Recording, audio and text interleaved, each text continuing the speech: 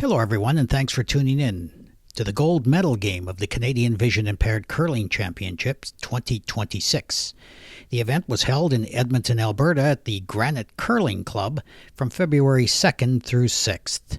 Today's match features Team British Columbia from Vancouver, skipped by Fraser Hiltz, against Team Alberta from the Granite Curling Club in Edmonton, skipped by Natalie Morin. Your hosts today are Amber Joy Boyd and myself, Corey Stuvey.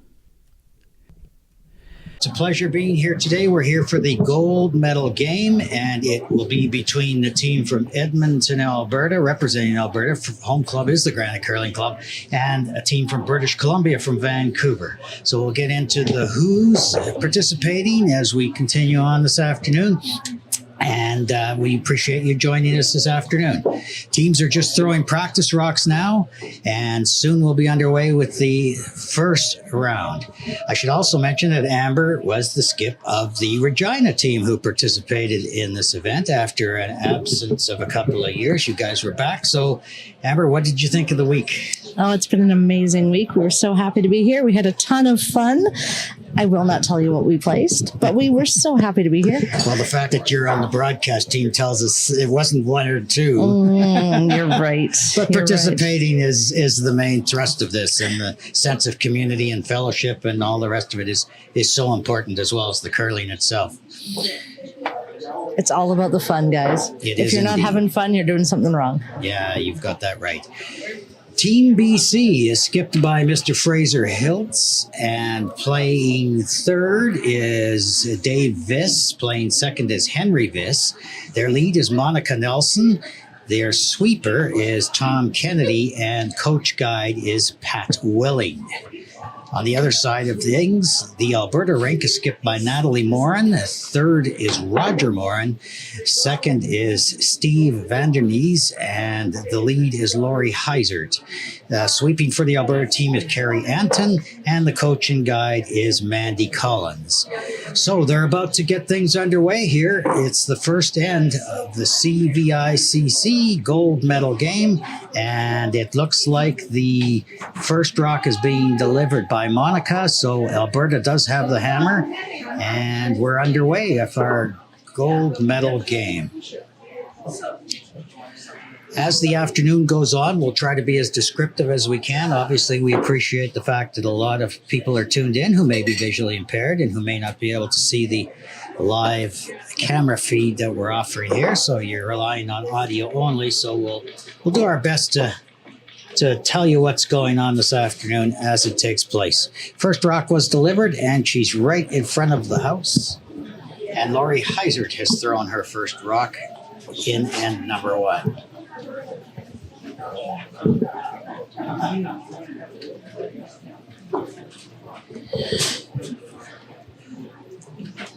Monica's first rock was outside of the rings by about 5 feet, and Laurie Heisert just dropped one into the 8 foot at the other end of the ice, and it's sort of guarded.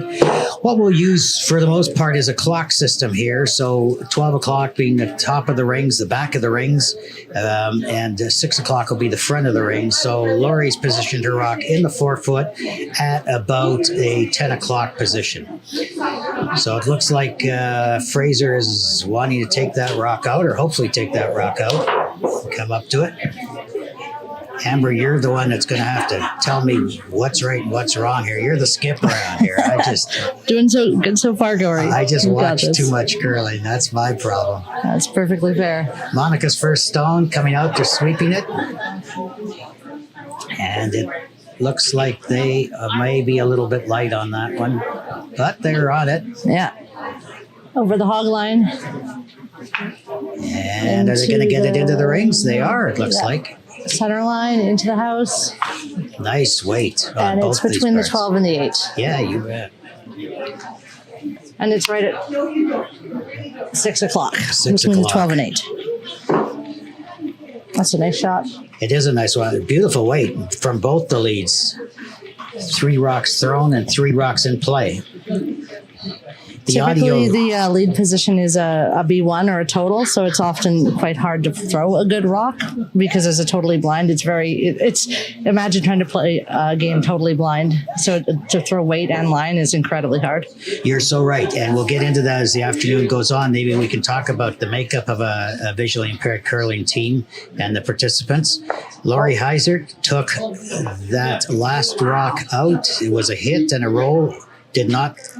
Left the shooter in place, and now we're looking at 3 of the 4 rocks in the house. Alberta line 1 and 2, with the British Columbia stone being 3rd rock. Yeah, let's focus on that for a second. So the blind curling rink is made up of a lead who is totally blind, and the other 3 participants are visually impaired. Is that correct? Yeah, that's correct. And the lead is usually instructed by an audio cue or a light held really close to they may have light perception really close to where they're delivering the broom or something of that ilk. Yeah, so they can choose how they want their rock delivered. So, for example, the person throwing right now has a light on a broom that's being held for them. It's a white light. The light can be different colors. I've seen green, I've seen red, I've seen kind of a flashing light. This one's just a white light. And the guide is the one who holds the broom for them. And it can be held at the tee, at the hog, anywhere between the tee and the hog line, sometimes a bit closer. Or they can tap with their broom. And that was the first rock delivered by Henry Viss. And he has nice draw weight, it looks like. It's coming into the rings. And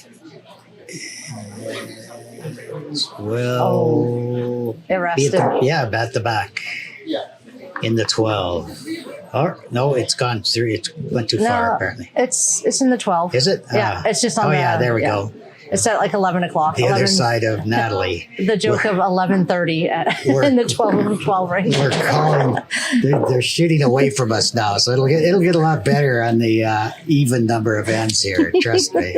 Here's hoping.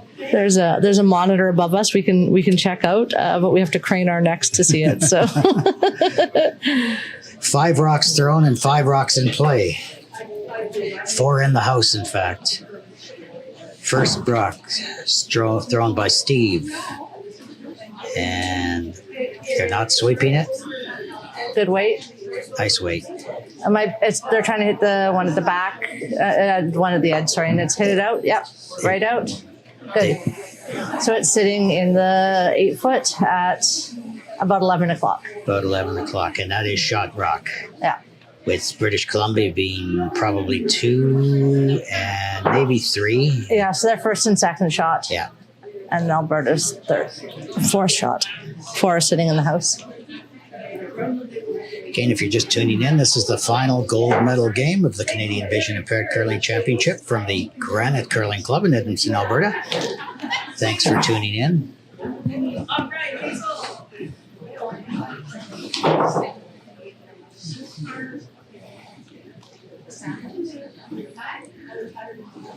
We've had an incredible week of curling action here. It was a total round-robin environment for all teams. You've got the curling elite, blind curling elite from across Canada here. And we'll tell you a little bit more about how that went as the broadcast goes on. Oh, I transposed the colors, Corey. Sorry. Yellow is BC. So Alberta's sitting first and second shot. No worries. You guys might hear that a lot. We'll always correct. Did you see how I caught that one? So it tells us we're both in trouble. Here comes the BC stone now. We're in good company. And it was a little bit light. Did not crack the hog line on that one. So Alberta continues to lie 1 and 2, and probably will position a guard up here. That'd be a good shot. Protect their assets. Indeed. Vancouver was in the made it to the final today by beating the defending champions from Prince George, British Columbia, Team Canada. If you win this event, you come back as Team Canada. And this morning's action, it was Vancouver over Prince George, thus making it to the final. Alberta made it through the round robin competition at 7-0, and they qualified without playing this morning.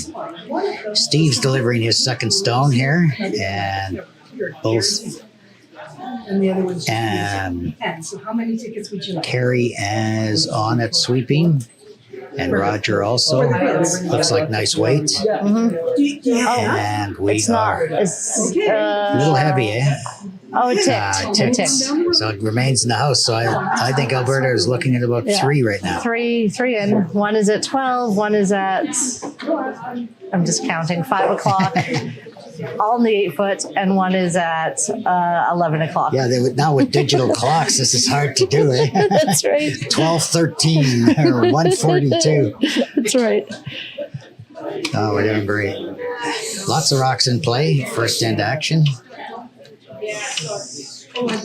at the Granite Curling Club. 105-year-old Granite Curling Club. A lot of history in this club. A beautiful club. It doesn't look it. It's amazing. You wouldn't know it. Yeah, if there weren't signs everywhere, have no idea. Yeah, they've done a great job here.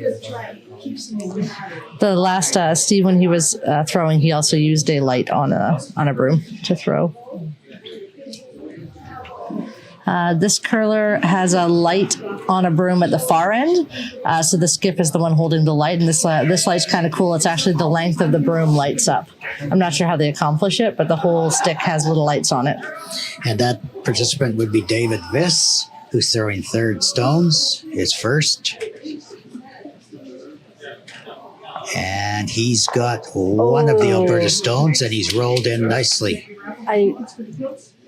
I don't know if that took first shot. It might have. It's very close. Looks like it's about full 8. So I think we could probably declare that as a British Columbia stone because Alberta is asking for a takeout. Yeah. And that's right on the center line. So that'd be. I made the curling quilt, and my good friend Rosa made the blue labyrinth. Yeah, awesome.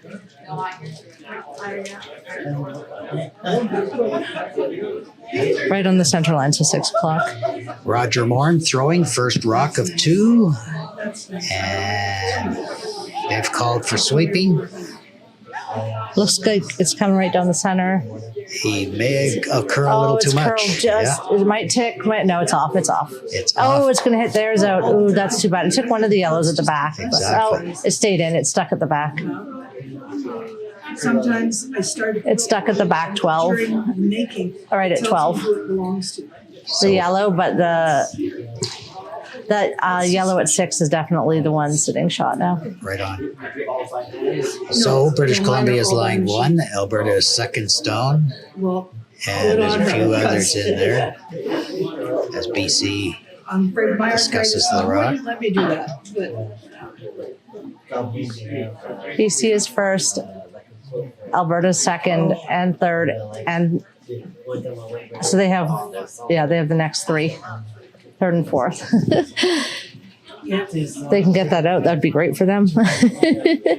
That's the plan of attack, Yeah, I think. we'll see how it I goes. don't know how many hours. I think the first order of business for Vancouver would probably be to try to put a guard up and protect that yellow one at 6 o'clock position. Absolutely. All right, I'm going to go downstairs. And they are using the light rod. Yeah, that's kind of cool, eh? It's as you had indicated earlier, the lights go all the way up the stick, and he's got a tennis ball on the end of that, not to damage the ice. So it's very visible. Mm-hmm. It's a really neat one. You see some really neat adapted equipment at blind curling. You do, and everybody's needs are so different too that it really depends whether it's a bright, white fluorescent light stick or something of that sort. That rock was delivered. I think it's probably a little heavier, but it might get a little tap in here to. That's good. Oh, it tapped theirs right to not to the button, but definitely the 2 foot is between the 2 and the 4. Still at around 6 o'clock. Nice. So, and very near to a button shot. It still remains open, so I think you'll see Natalie instruct her curler to take a shot at it. Or I guess it's Natalie throwing now the first of... No, not yet. And the other BC rock is sitting about 6:30 for... Yeah. If we're clocking on this one. We are. That's Between the 12 and the 8. probably the best way to do it. Yep. Roger Moran's final rock of the end. And they're just using the curling stick itself held at the hog line. There's no light on this one. So someone's identifying at the far end, and then the guide is reiterating that play closer for Roger to see. They're on the broom immediately. Natalie calls it off. He's a little inside, but he may get one of the yellow stones, the front one anyway. Oh, yep. Yeah. And basically straight through, the noise was it ticked off the red just slightly, but it didn't really move it much. It just moved it to between the 12 and the 8, basically in the same position at 12. So we're still looking at a BC stone in the 4 foot as shot stone. The Alberta stones are basically circling it almost at 3, 6, 9, and 12. On the 12 foot, between the 12 and the 8, but it's quite a pretty pattern, really. There's a lot of rocks in play for first end, which is a credit to the curlers and their weight.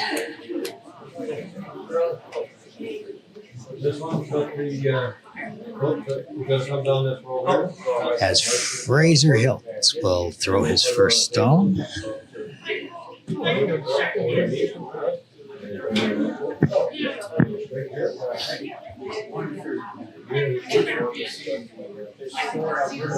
The skip of Team BC from Vancouver, curling out of the Vancouver Curling Club.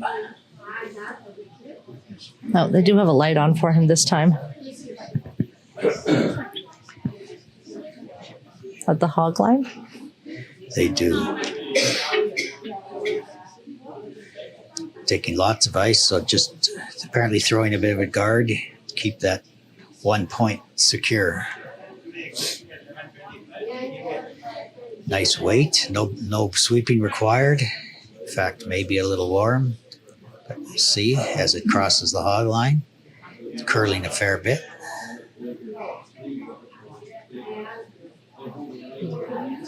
Oop. Taps his own, and no harm, no foul, just still apparently wide open for Edmonton.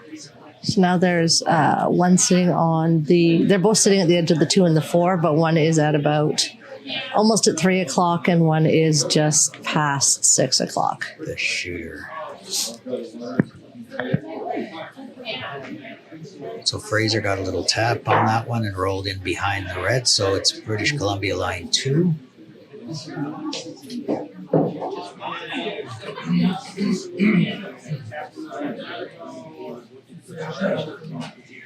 And the first stone for the Alberta skip, Natalie Moran. The center is open, so we'll see what they do. They could draw right into the button if they chose to. With lots of backing. Yeah. Roger's taking about a foot of ice, coming at it with the out turn. And like you say, just draw into that pocket is probably the call. Oop.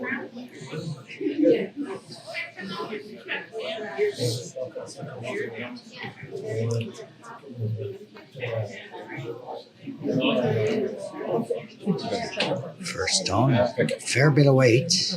Gonna tap it.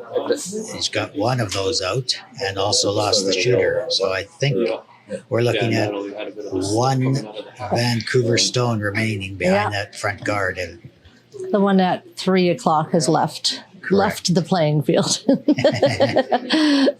So we just have the one sitting around. it's going to be a whole lot easier when they come this way, isn't it? So we could convince them to just curl this way.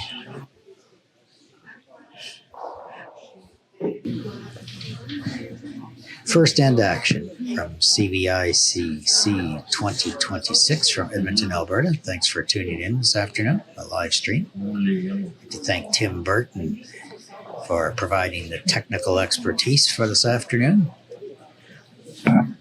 wherever you may be joining us from.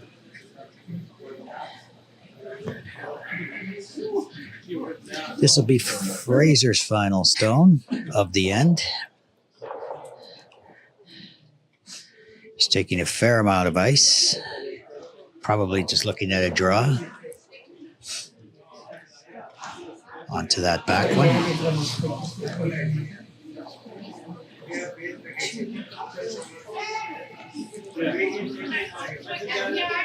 They are sweeping it. It's curling quite a bit. Curling towards the center. I think Fraser might have been a little inside there. Yeah, it's coming up on the Alberta stone. Yeah, but curling past. Curled a ton, yeah, at the very end. But no damage, no foul. It's full 12, but no harm, no foul. So, but the only thing Alberta could be looking at is a tap red on the yellow, perhaps. A bit of a tricky shot, but I think that's what they're calling. Yeah, it looks like it.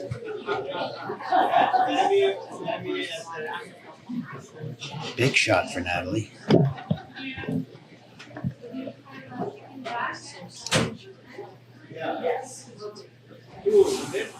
Right now, as it stands, Team BC is lying 1, and Alberta would be 2, and after that, it's anybody's guess. There's about 8 other rocks in there, and we can narrow it down once we get there.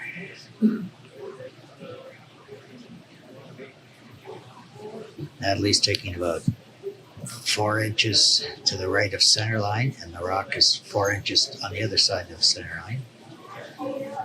And she has a light on the broom, but it's back. They're holding it at the other end house for her. It's delivered. They're watching it closely. No sweeping yet. Natalie's calling them off. Calling them off. It's near the house. It's almost in. Oh. She was successful in hitting that stone, but not directly, so she wasn't able to tap it back onto the yellow. So. It hit the red in front, but it went off to the left instead of back. Exactly. So BC had the point. Well, not unfortunately. It's great for BC. Bad for Alberta. Unfortunately for them. Hometown. You just love Edmonton because it's got a big giant mall. I mean, yeah, that's the truth of it. Don't tell Corey I just came for the mall.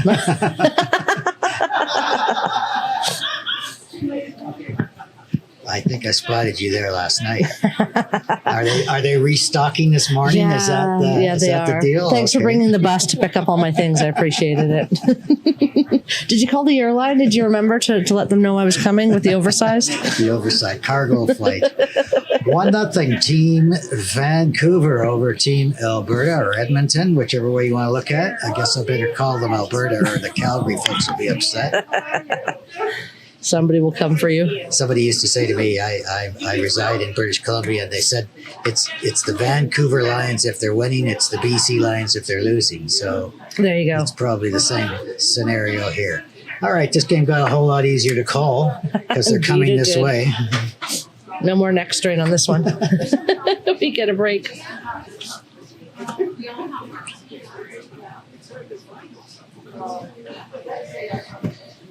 While we have a bit of a break in the action, we sincerely want to thank Joe Ruptash and Rick Fulmer, the co-managers of the Granite Curling Club in Edmonton.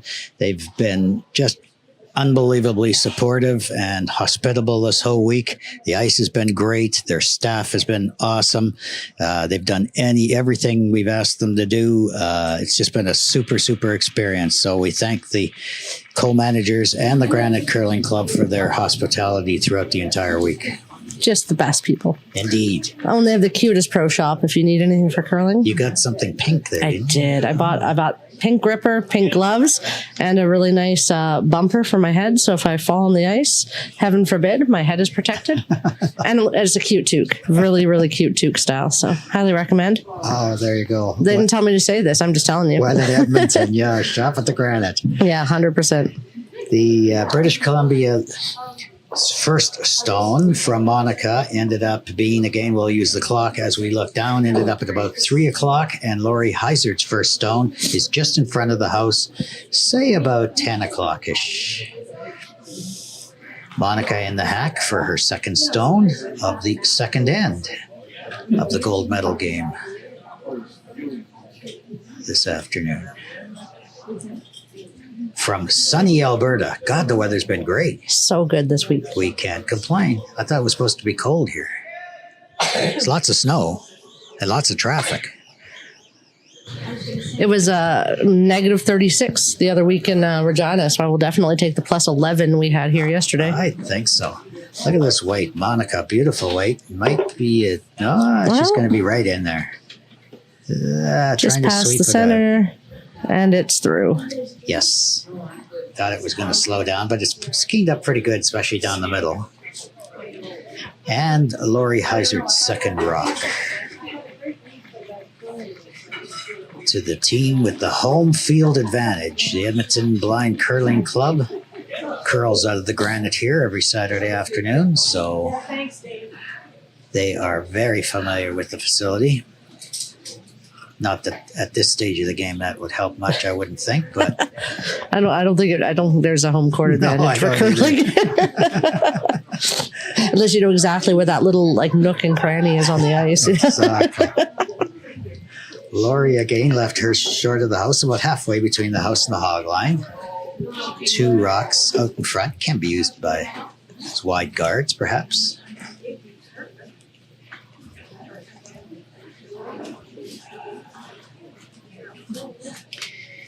And we are now looking at second stones. Thrown by Henry Viss and his brother Dave. He's got 2 Visses on the BC team, 2 Morans on the Alberta team. Mm-hmm. So that's a family affair. Now Henry has the broom held for him about halfway between the hack and the hog line.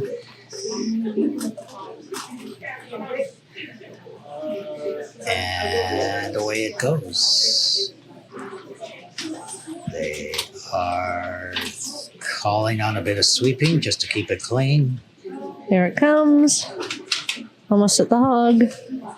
Over the hog.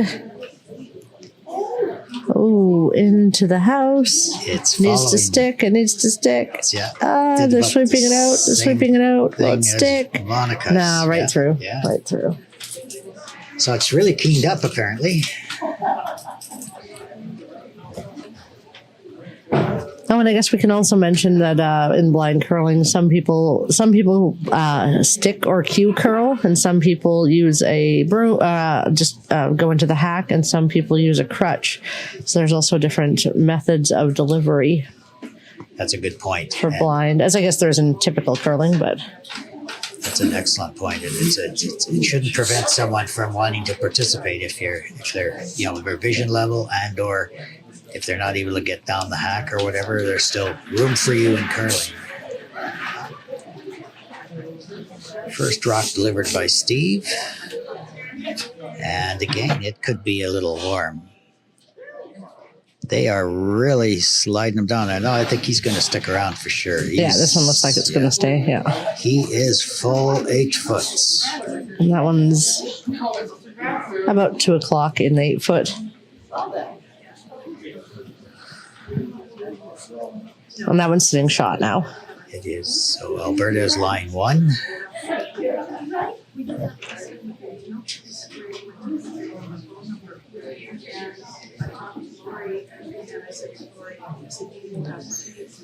It's the BC team discussing their options here.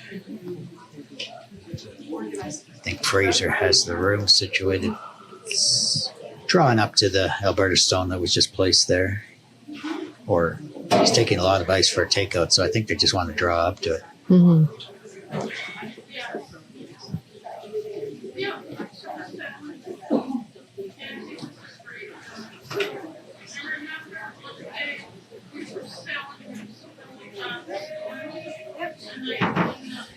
Releases the rock. Steve does, Henry does his second stone. And this one's coming up. No sweeping yet. It's pretty fast. I don't think there'll be any sweeping. Coming in. It's in the house. Maybe it'll stick. They're going to try to sweep it through. No, it's gone. Wishful thinking. Let's see. No. It's through. That's about the third rock that's followed that pattern this end, so it's really slicked up down that center line, I would think. This ice is kind of wild. It's it goes really. It just gets slippery. It gets hard. It gets slippery. It gets hard. It was a wild ride. It was a wild ride. Excellent. That keeps the curlers guessing, I guess. It really does, yeah. But it's the same for both teams, so it's and very fair. First person to pick it up. Yeah. But blind curling is a really fun sport because it doesn't really matter your age, your level of ability. You can pick it up pretty easily, and like we were saying, like with all the adapted equipment you can use, you can play no matter. Like if you have knee problems, if you have hip problems, it's like levels of vision. It's a really easy sport to pick up. So if you're listening and you're thinking about it, definitely give it a go. That's a great point. And so many communities have an option for it. Oh, here's this rock coming into the house. Tapping their own. Oh, so they got two pretty well right there. And they're both in the same area. So the 2 o'clock section of the 8 foot, 2 and 3. We'll call one 3 o'clock. We'll call one 2:30. It's a great point you make, though, about everyone's ability to curl. And age is no barrier either. We have some folks here who are even in their 80s as we speak. So, I mean, that's the entire gambit. And the youngest curler this week was 16. Mm-hmm. So there's room for everybody. Absolutely. And particularly if it's something that an individual may have done all their life and then lost their vision later in life, or their vision has decreased later in life, it's an opportunity to continue something that you may have enjoyed. And we're fully supportive of that, and we'll accommodate. Mm-hmm. And with so many different positions on the team, like if you can't sweep, you don't have to sweep. Like blind curling is a different kettle of fish. It's interesting than sighted curling. So you don't have to worry, oh, well, I'd like to, but I can't sweep. That's not a barrier in this, Oh, I'd like to, but I can't get into the hack. That's not a barrier in this, There's That's a great point. So many things it's fine. Come on, try it. We'll find something for you to do. Yeah. Even if you get too cold, you can go down the ice. You can go up top in between. That's not a barrier in this. No. There's not a lot of barriers in this. Just come and try it. That's right. British Columbia Stone coming down now. They were playing for a hit, and their line is pretty good, but they're a little bit light, I think. They are. It's biting the 12, say at about 5 o'clock. So it's almost a little bit of a guard for the Alberta Stones.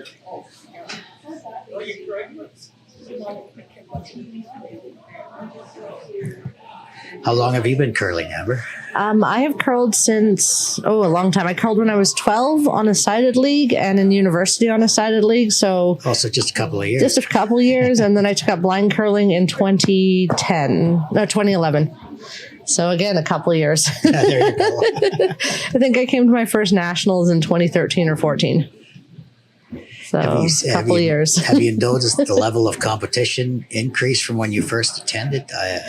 I think it shifts over the years. Some of the teams, some of the people who are here this year are the same ones from 2013, 2014. Right. And they're definitely better, than they were in 2013, 14.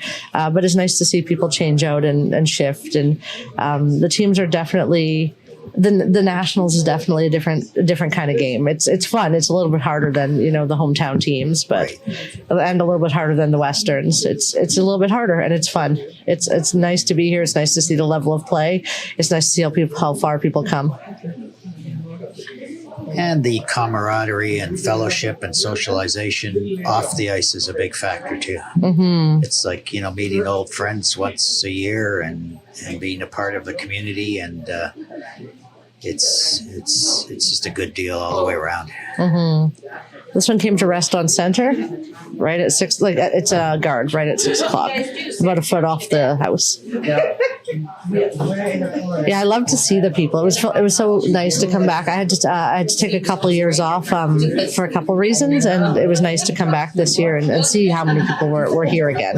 I haven't been since 2020. The year the world shut down was last year. I went to a competition, and it was a Western, so some people were there, and then it was nice to come back this year and see how many people were back. For sure. Meet some new friends again. Some of the new ones and old ones. That's right. That's a statement, right?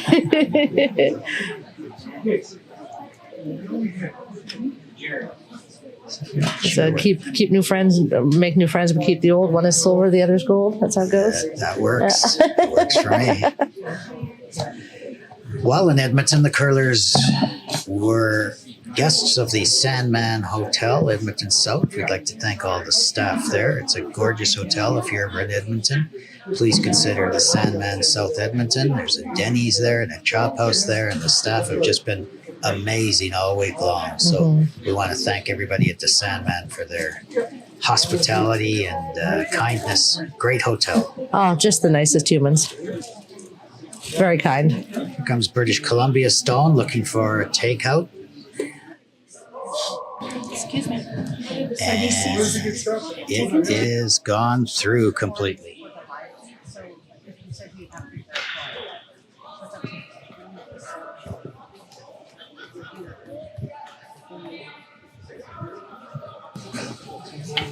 I thought you had a special guest there for a minute. Amber's just directing some of the folks here. Some people want to sit beside me. I told them they're more than welcome to, but they might end up on the live feed. So, you know.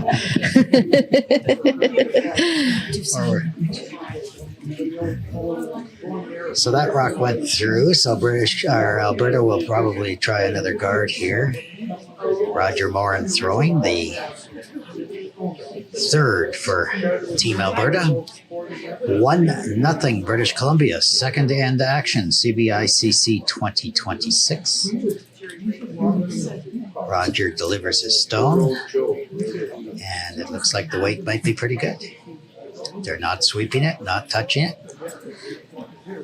The other nice thing about so many of the skips, everybody, all the teams, anyone who's an experienced curler is so kind to those of us. You know, our team hasn't been in a couple of years, and everyone was so kind, offering advice. You know, to me as a skip, to other members of my team, the way they could sweep better, the way they could guide better, the way, you know, after they'd maybe beat me by a few points, they offered pointers on how I might do better in my next game. So just everyone was very kind, which we certainly appreciated. Yeah, you bet. It's good of you to acknowledge that. Yeah, I think everybody is, you know, there's a good community feeling around here. And if something's working or maybe some sort of technical assistance or some sort of different light or whatever, everybody's willing to share to help you people along, tricks and tips and all the rest of it amongst themselves. There's a really good common communality around here. It's people are very helpful, and even the camaraderie of it. Like at one point, our sweepers accidentally burned to raw. Well, they tapped it. It didn't full burn. They just had tapped it, which is it's a burnt rock. And I'd asked them to pull it out of play, and the opposing skip had said, "Oh no, you know, you could have let it come, and it would have been my call. What would have happened there?" And that's which was just very kind of her, because I had it pulled because I just didn't want it cause any altercations. But she's like, no, you could have let me make that call. So even that kind of a kindness is just very, it's nice that they would extend that, because they certainly didn't have to. Good sportsmanship. Yeah, absolutely. First rock from Fraser Hills, the skip, Team British Columbia. The sweepers are not on it at all. No. So I think Fraser may have gotten a little wide on that one, a little outside, but it is curling nicely now. Into the house. Yeah, he's got a great shot here. Yeah. Just a little rub. It scooted just by. Just narrowly missed it. I actually came across quite a bit. I thought he was wider with that shot. Absolutely. Yeah. Went right through the house, though, unfortunately. Yeah. I don't. That's the difference. That's the big difference. First rock for Natalie Moran coming up here. Skip Stones. Second end to play. Gold medal game, CVICC 2026 from the Granite in Edmonton.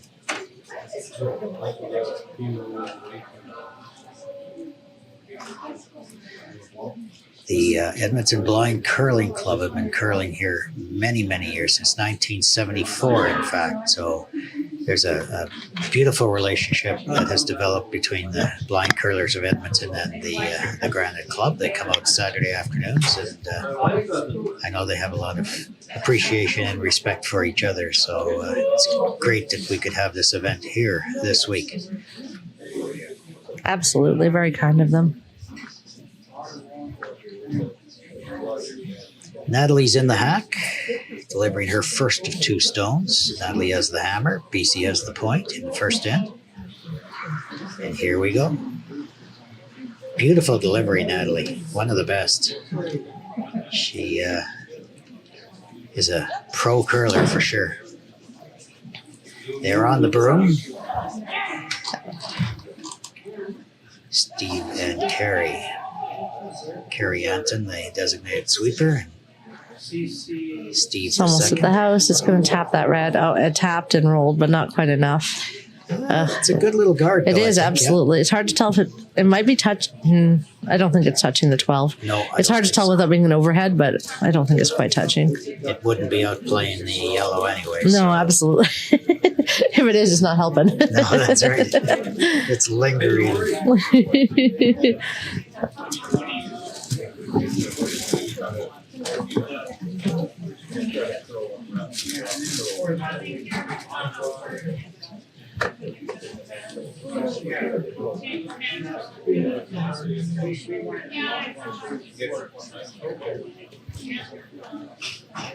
Yeah, red's still sitting 3. Yes, this could be a good end for Team Alberta. But Fraser wants to do something about that. I think he's just going to follow his shot in last end, because he just about had it last end. He's delivered the shot.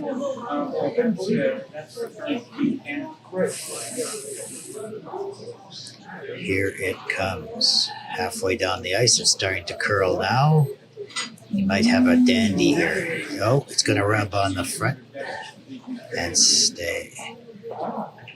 So Alberta is lying 3 and with a shot to come. It's a big end for Team Alberta. Absolutely.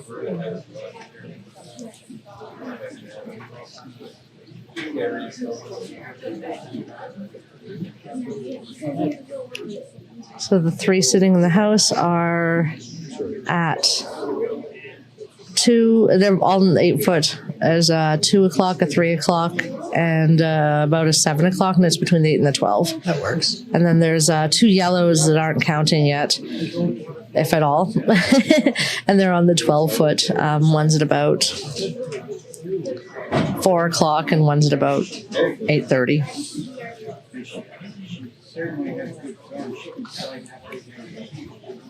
And it looks like Natalie's just going for a draw here to make it 4. She has 3. And has the hammer.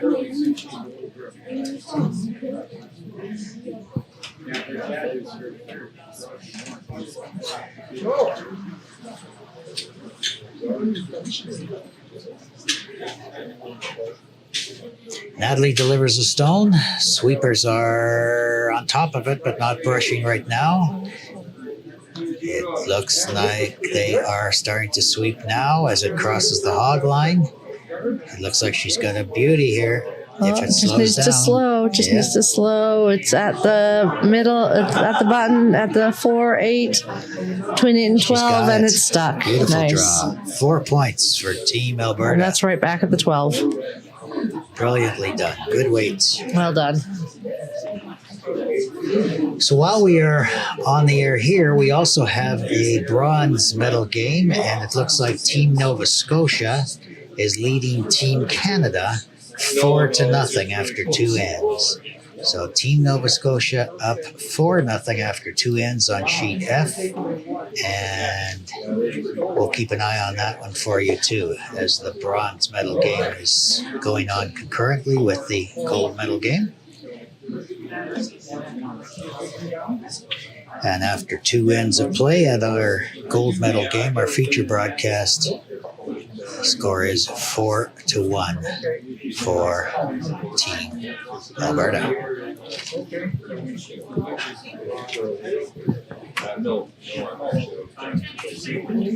And you know this is a very seasoned team because they're already pretty much reset. And in the hack, the speed. A big part of making this event as successful as it was goes out to the local organizing committee here, headed up by Lori Heisert and Natalie Moore, and they're both on the ice curling now, but they've played an absolutely instrumental part in putting things together and pulling things together. So our thanks goes out to them for sure. They've done a great job. And that tapping you hear is how they line up their lead. So the tapping is done right in front, and then it's kind of like a sonar situation where the lead follows the tapping to come out of the house. And that would be for Lori, and Lori has delivered her first stone, and it is it's far left, but it actually ended up ticking the boards at the very end, just over the hog line.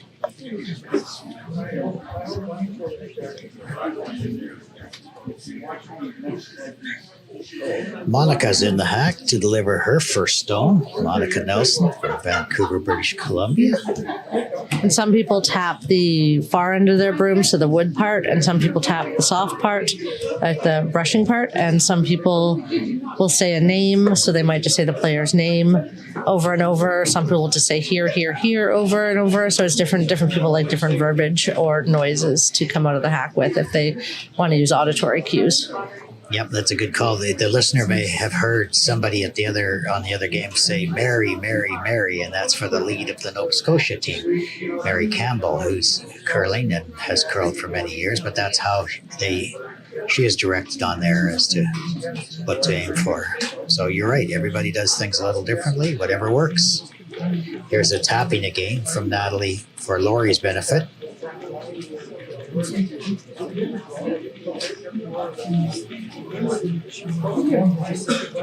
And really the only rule in it is that, some clubs may have local rules about, I've heard sometimes that they don't want tapping because they're worried it could damage the ice. Or one time I heard a team wanted to use a flashlight and they were worried that it could melt the ice, like an actual physical flashlight. So they have to put a piece of foam down with the flashlight on top of it. Okay. So, sometimes there's small modifications the club asks for, but, short of that, I've never heard of problems with any. Oh, and you're never allowed to use laser pointers because it could actually damage someone's eyes. Fair enough. And then we'd have more curlers. Maybe that's the play, actually. Everyone should start using laser pointers. Lori's second rock went through the house. Great line, but a little bit too much weight. And one curler does use a red light, but it's not a laser pointer. It's just a red light. Monica's second stone coming out here. Delivered right down the line. And they've called for the sweeping. It's like that could be a little light also. It's drifting off there. So it did not make the hog line. It did make the hog line. Call me a liar, but it tapped the boards. Just over, yeah. Did tap the boards at the other end. I didn't know that I was going to make it either. I kept checking the monitor above to see if it was going to come over.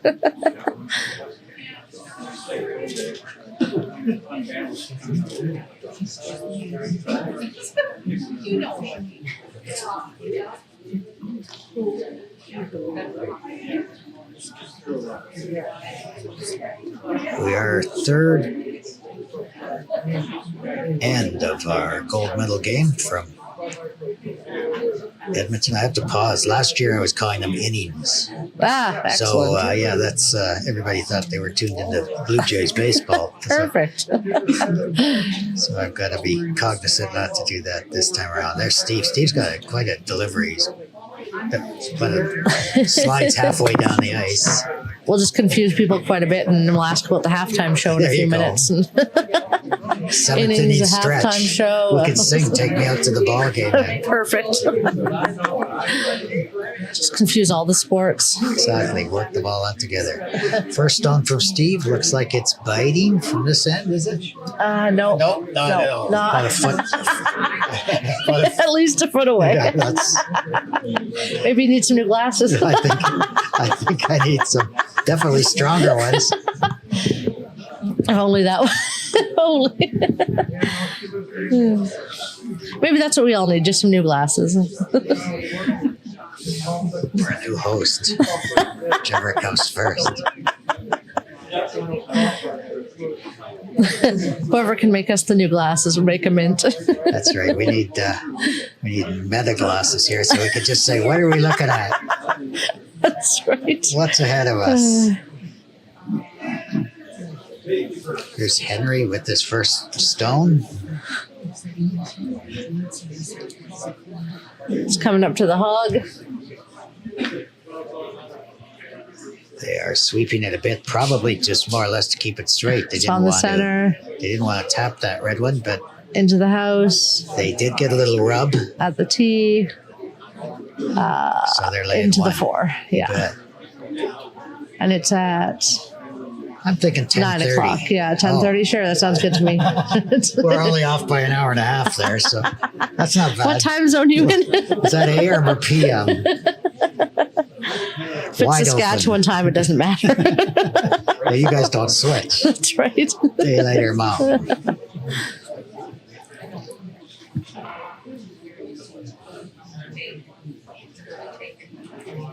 Natalie's got her broom position for a takeout. It'd be an out turn hit. And Carrie Anton holds the broom at the first hog line for Steve, who just delivered his rock. Natalie's calling for a broom. Looks like it's curling a little bit too much. Yeah, they got a rub. But they did It successfully. managed it. That was amazing. Yes, got a little bit of a rub, but they still got the shot rock out of there. So The house is empty again. moved the guard over a little bit, and like you say, the house is empty. They cleaned house, you might say. Might say that.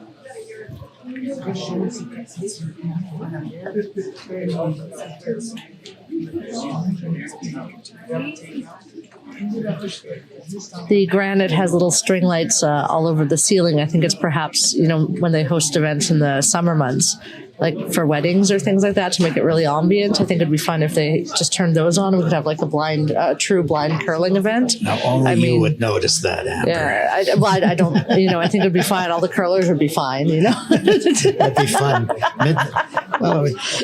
Blind curling in the dark. In the dark, it's like glow curling, right? Yeah, that would work. We'd all be fine. Here comes the BC stone now. Wide open draw is what they're after. Into an open house. On sheet C at the Granite, for those of you keeping score at home. Beautiful weight. Tucked it right in behind the guard. Perfect. So it's on the 12 foot at about 6:30, 7 o'clock. Yeah, And right behind that guard. that works. Like Corey mentioned, gorgeous.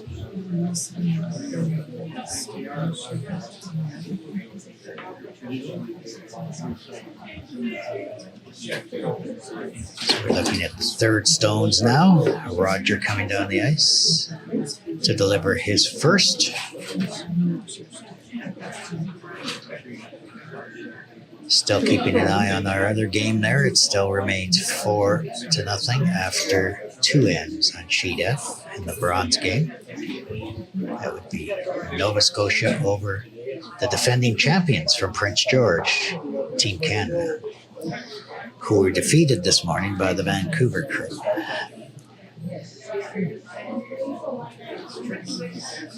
First Alberta stone for the thirds coming down. The fifth stone of the end, just trying for a draw. Looks to be a little heavy.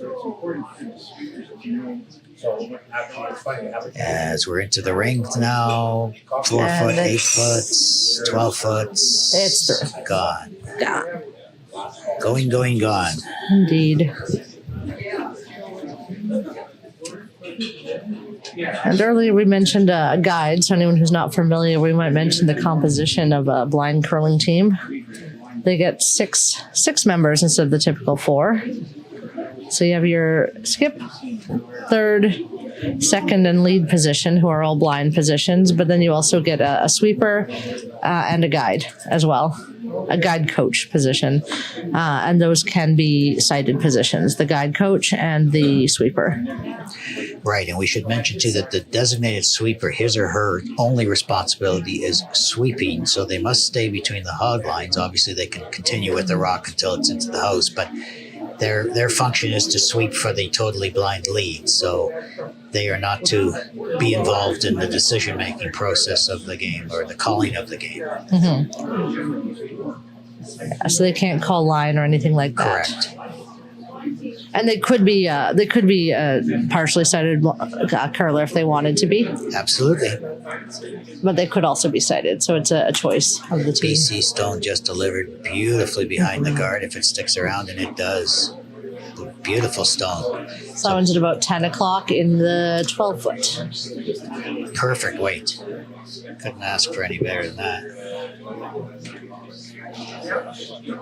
Both of them are sitting behind the red guard, so that's a nice line.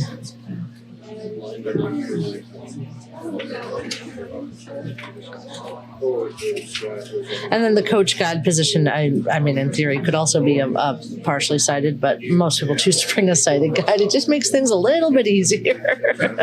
It does. Because that person is the one who's lining up your shots and the person who is also logistically helping you get to the rink and get around the airport and all those kinds of all things. those other things that aren't involved at the curling rink.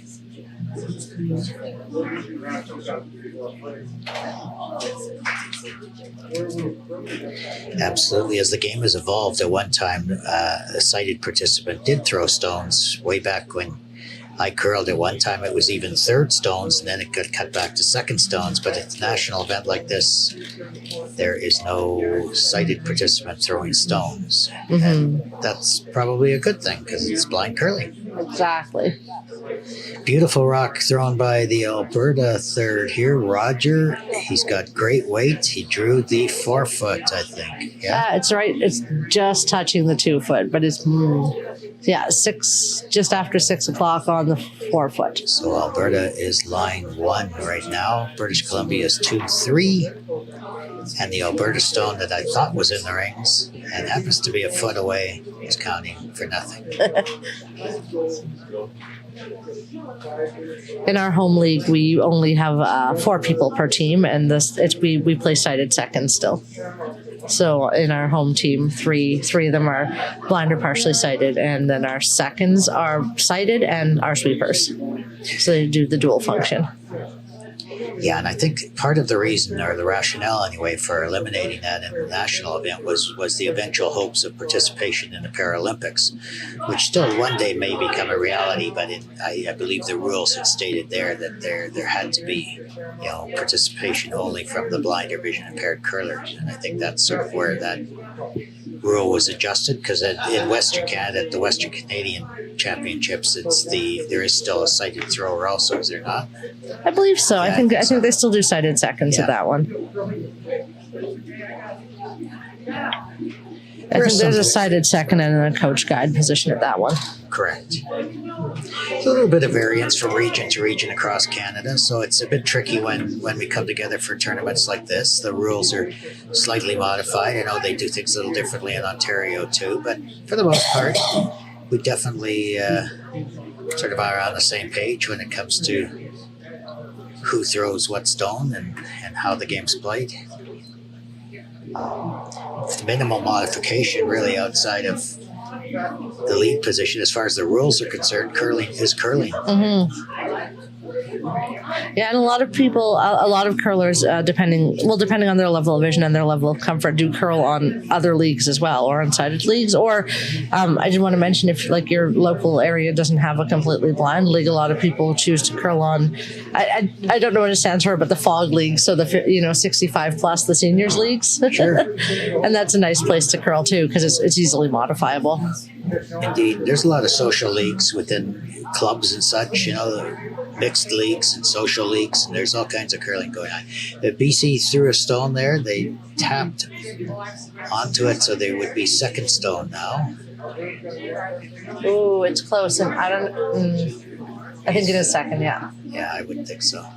It's very close. They're in the 4-foot rings. They're at just before 6 o'clock, and the other one's just after 6 o'clock. And they're both in the 4-foot ring, but I think the yellow is close. I think the red is closer, but they're they're discussing. Yeah, they're all having a look at it. I guess makes a big difference. Red is closer. Thank you. Perfect. That was a voice from above. Was that God? Perfect. Somebody with good eyeballs That's right. informed us that red was closer, so we'll go with that. It's like, so it has been decreed.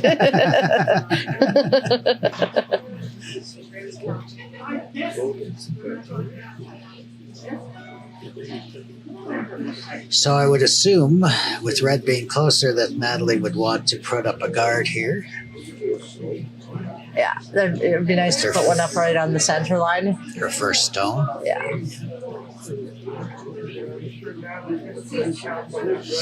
But she's got to be pretty careful here because she is shot rock, but second, third, and fourth all go to Vancouver or British Columbia. So it's a fairly key shot. Exactly. It's a very important guard.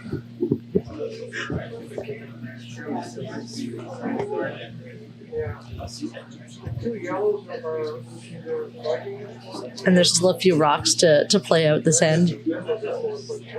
4 to come.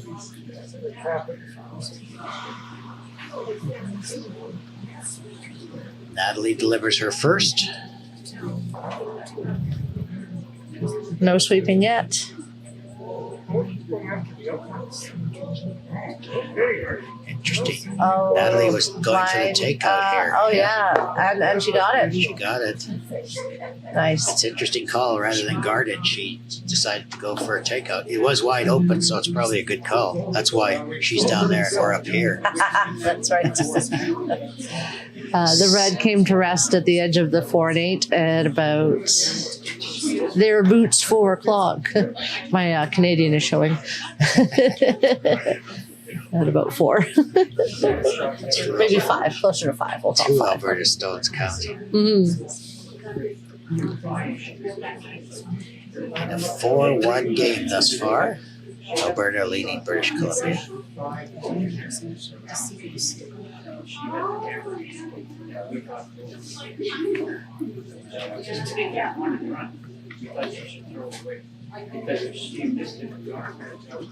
There's so many people to thank when there's an event like this, but a gentleman who has been just super diligent in getting us to and from the rink and the airport, and thus is Rob Creswick and his wife Sharon. They've been instrumental in helping out during the event, so our thanks go out to them. And he's not done yet. He's going to make sure everybody gets back out to the airport tomorrow and on their way home. So he's done outstanding work all week as our transportation coordinator. So thank you. Thanks, Rob. MVP. Yeah, you got it. We wouldn't be here without you, No, we literally.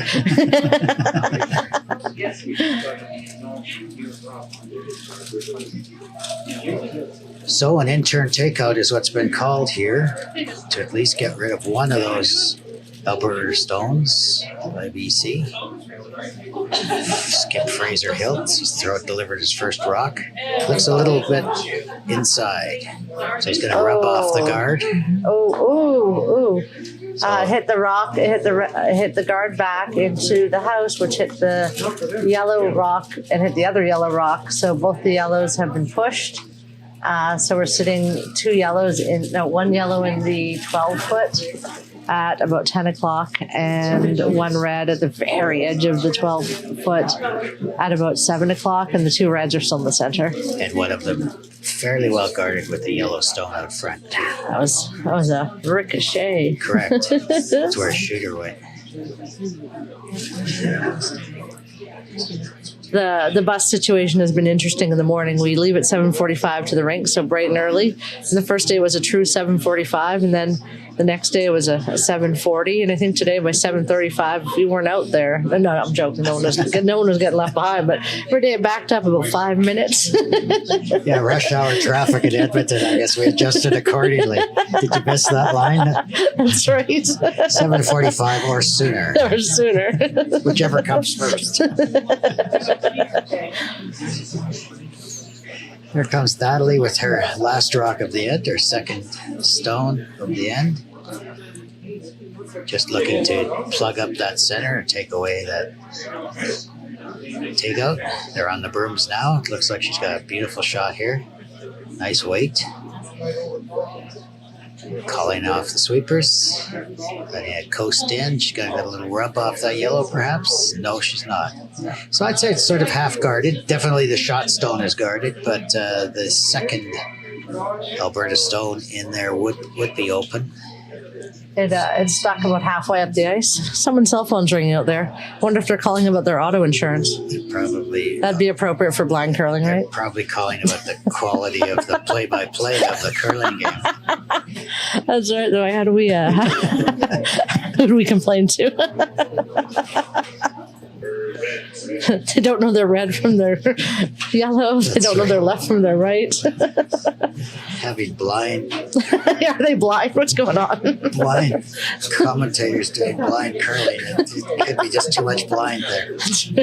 We're just trying to keep it real here. It's too late for that. It's the blind leading to blind, guys. There you go. You had to say it. I had to say it at come least up. once.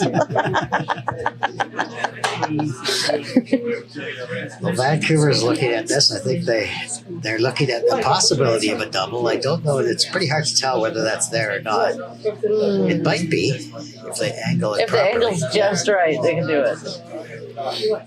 That's a hard angle. I It wish is. them the best. Yeah, it is. But even bringing them down to one would be a smart move at this stage of the game. Yeah, but they need the inner one. Yes. Now, you might be able to draw into that little pocket too, because the two are pretty well side That's by side. true. That would maybe be the best play. We'll see what they choose. I think they're trying to take out based on the amount of ice they're giving her. Yeah, you're right. Not giving a whole ton of ice.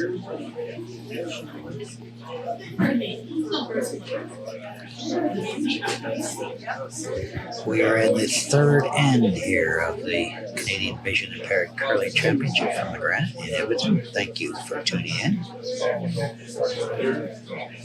We have an out-of-town score, so to speak. It is 4-1 now, as Team Canada is on board in the game in the fourth end of curling over Nova Scotia.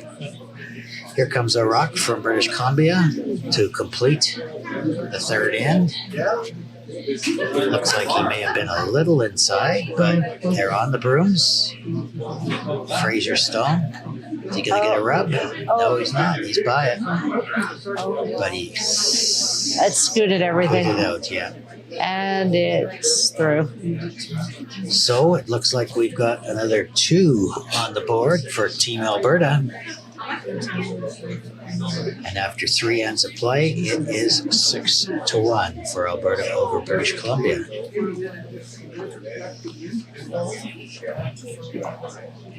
Let's see if BC pulls up their britches. They have to. Now would be a good time to do it. I mean, these are 2 impeccable teams. They've had an impeccable week. You don't get to a gold medal game for nothing. Absolutely. I've left room in my suitcase because I'm going to win one of 2 quilts that have been donated by Wanda Megas and Rosa Klassen. Beautifully done quilts. They've donated them to the cause here, and tickets have been available all week, and I will be winning that, by the way. Oh, well, I'm winning the other one, so that's convenient. I was kind of thinking I'd take both of them Oh. home, but either way, I'm going to have to fight about that later. there you go. Yeah. It was, I'm eyeing up the blue one. You can have the other one. they've done incredible work, and we thank them for that. That's extremely supportive of the event, and they put a lot of hard work into that. And thank you goes out to both of them for sure. Yes, I left space in my. I didn't buy as much at the mall just for space for that quilt. So Well, that's smart thinking. yeah. So I best win it. I'm just saying. Gorgeous work. First rock of the fourth end coming home, coming this way anyway. Lori Heisert. Her line is great. It's a weight issue now, if anything, and I think it's going to be a dandy. Not even a broom on it, and she is full. Well, half 8. Mm-hmm. Right between the 8 and the 12. Well done. Great job. That's at about 5 o'clock.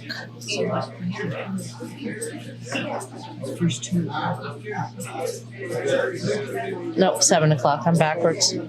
We've switched sides now.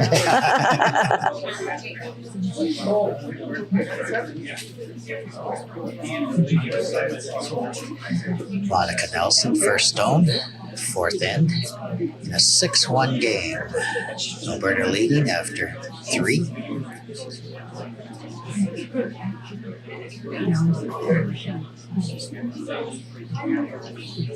Nice delivery by Monica. Sweepers are on it.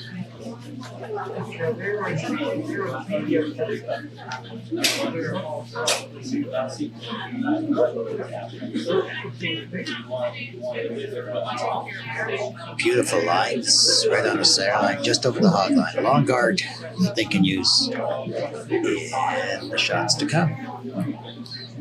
You can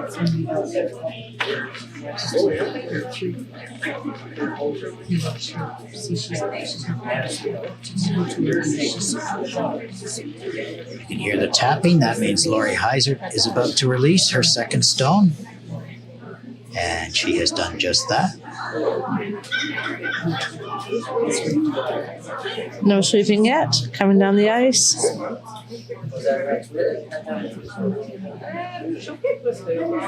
Just coming over the hog. It's in the house. It's coming pretty fast. Yeah, it might just go through. Beautiful line, though, right on the tee. Yeah. So just a little warm. Well, remember they had that fast ice problems coming this way in the second end, too. So it's very slick down the center, I think.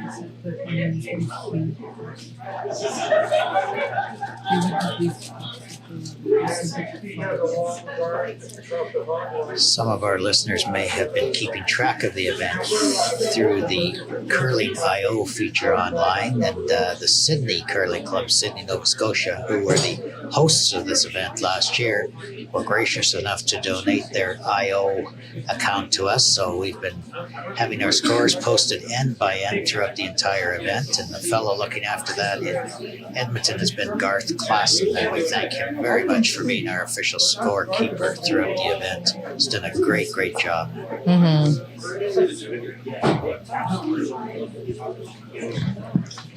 You could have paid him a little bit more to maybe fabricate some of those Regina scores. Yeah, I mean, I guess my check got lost in the mail. Yeah, I was going to say it's a little late for that advice now, isn't it? Next time. You guys are getting better as the event went on, so there might not have to be a next time. That's right. Year. No, we'll just win it organically next time. Next time I can't help you, Corey. I'm going to be in this gold medal game. Curling, so, yeah. Okay. Well, last year I had someone from Saskatoon, so it must be a sort of a Saskatchewan thing. The co-host must come from Saskatchewan. That's right. I don't know if that's a bit harrowing or not. We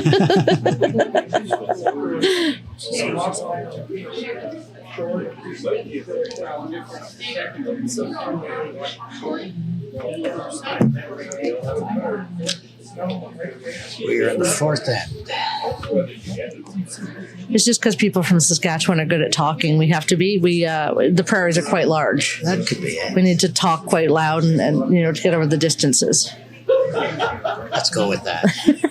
That works for me. Steven's first rock. He's on the front guard that Monica put there. So a bit of a raise for Monica Stone, which is now is actually biting. So there you go. Nice. It's now in the rings, but it is second stone as one of the Alberta's, right beside the Alberta Stone. At 7 or 5, as Amber thinks it is. One of those. 7. In the 12 foot.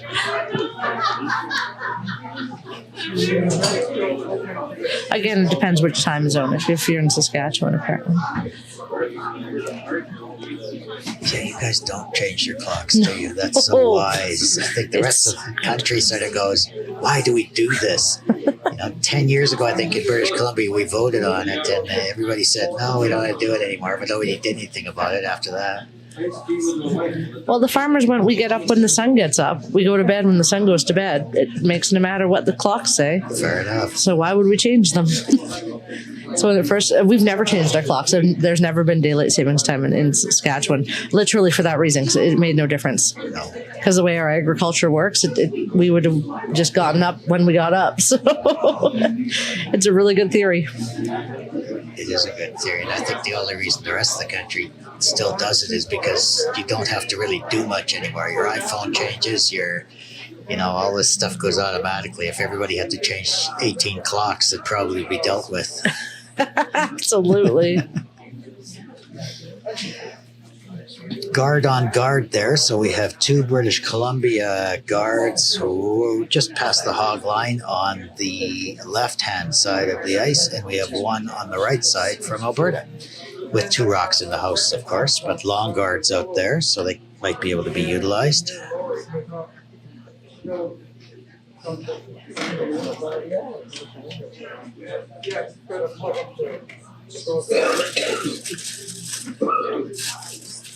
The only downside is, though, that sometimes our phones do change, despite not having. Oh, is that right? Apple hasn't cut the news yet, or what? I'm not sure. I have an Android, in fact, but it's the SaskTel network that we're all on SaskTel, and the network still sometimes, if you have your phone set to change time zone with automatically, 2 years in a row I was late or early to a meeting because my phone just decided I now lived in either Manitoba or Alberta on a time zone day. Isn't that funny? It's unfortunately, I still get the problem. It's a good excuse, though, for a day, like coming in late or early or whatever the case is. You can blame it on your phone. And the first time it happened, it was hilarious because I didn't even know it was a time, because we don't have time zone change. So right. Had absolutely no idea it was even the time zone change. It was even the time change. And walked in late to this meeting, and everyone was like, "You're an hour late." And I literally looked at I showed my clock, and we all figured out what had happened. So it was bizarre.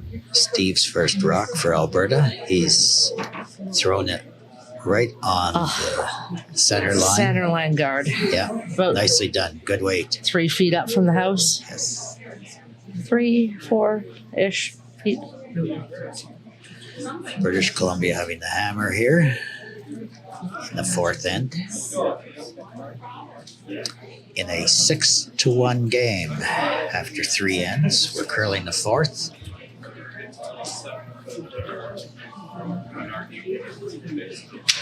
And the next time it happened, I was just early, and I texted the other person who was supposed to be, it was a board meeting, and I texted the other board members, the person, and just one of them, and said, "Hey, where are you? I'm just getting here for the meeting." And she said, "Well, I'll be there in about an hour from now, 10 minutes before the actual meeting starts."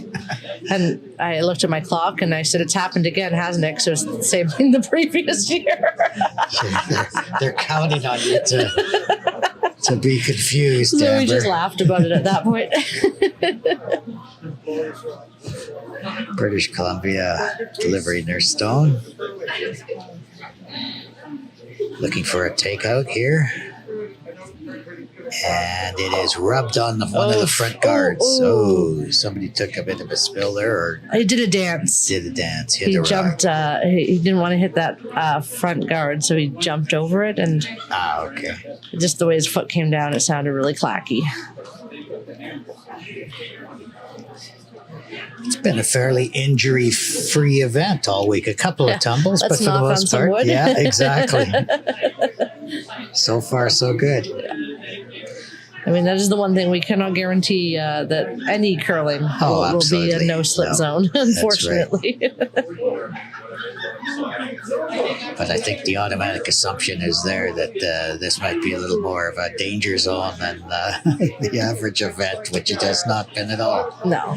Thus, the need for those guides and coaches at times helping out. So we truly appreciate them. Absolutely. And some teams do choose to wear helmets or like head guards or bumpers, and some teams don't, and there's no rules about it either way. But, some people just feel safer that way. So it's all personal Apparently preference. the head guards, I hear rumor that they could be coming. It's.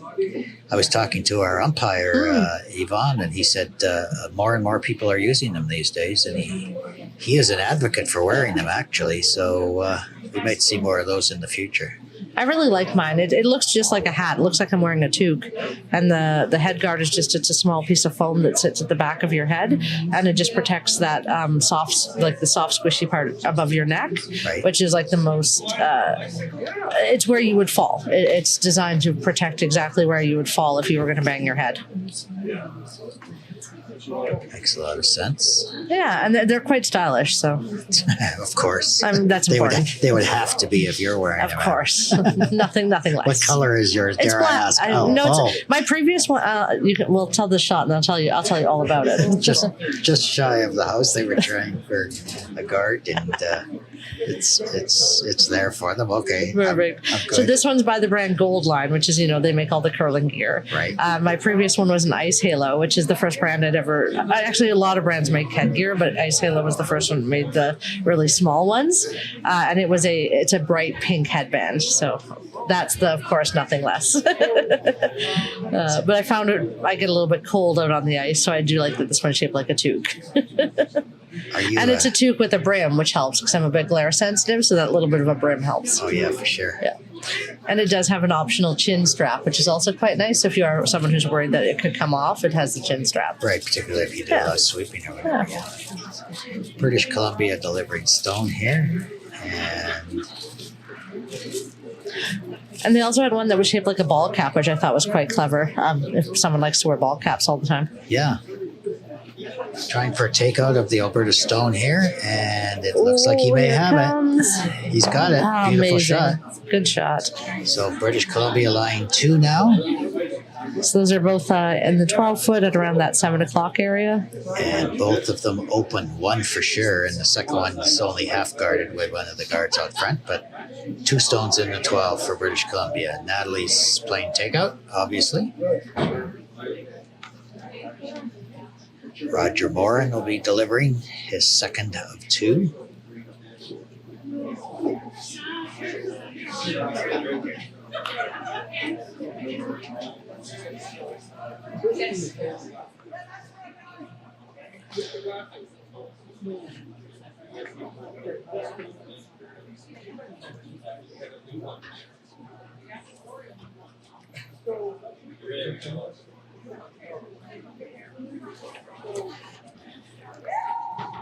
And they're on it right away, sweeping.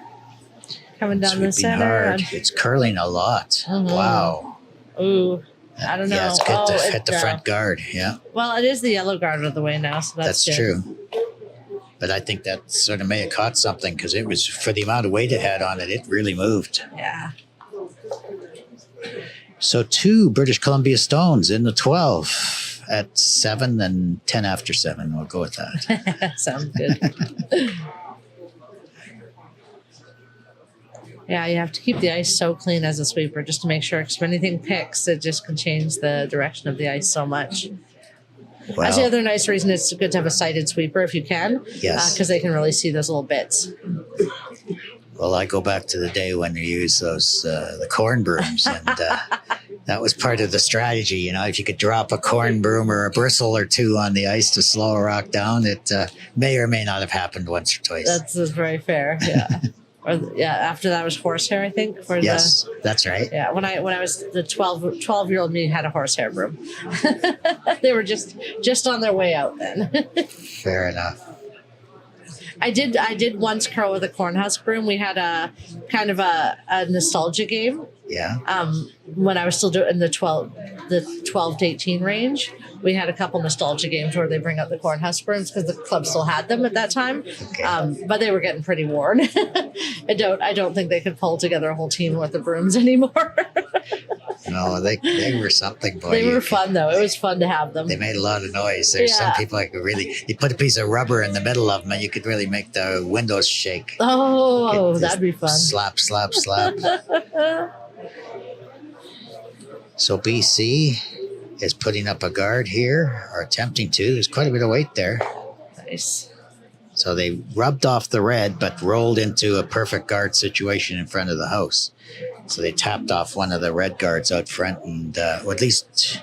Here's red sitting now, so it's about 4 o'clock. That's true. Between the 8 and the 12. So red's now sitting shot. Yeah, that's where that guard went. Yeah, it's wild. Good for them. Such a good shot. I think Natalie's wondering whether she should guard or whether she should perhaps draw in behind those yellows. Yeah. British Columbia has the hammer. Fourth end action.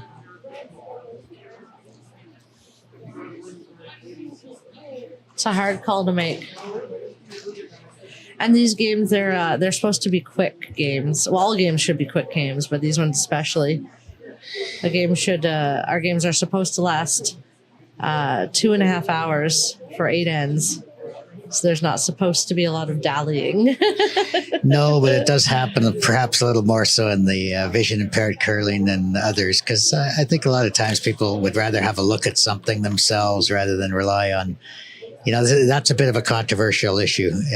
We try to keep things rolling, but I know sometimes it's you just want to have a peek at what you're shooting at. So you make, rather than relying on the individual holding the broom, you may want to come down halfway down the ice and have a look at it or something. Exactly. I mean, like, especially if you have somebody telling you it's at 5 o'clock when it's really at 7. There you go. That's, yeah.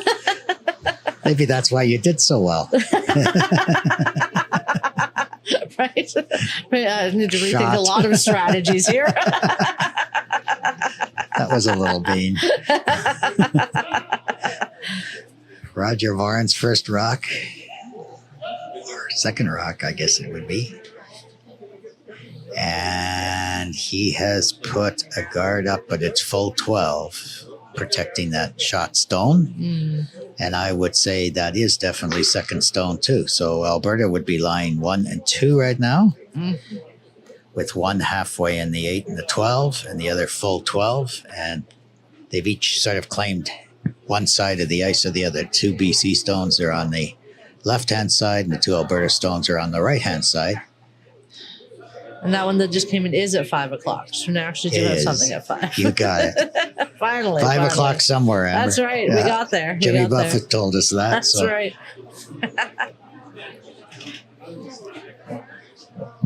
And I would say my downfall was that I apparently cannot make draw shots.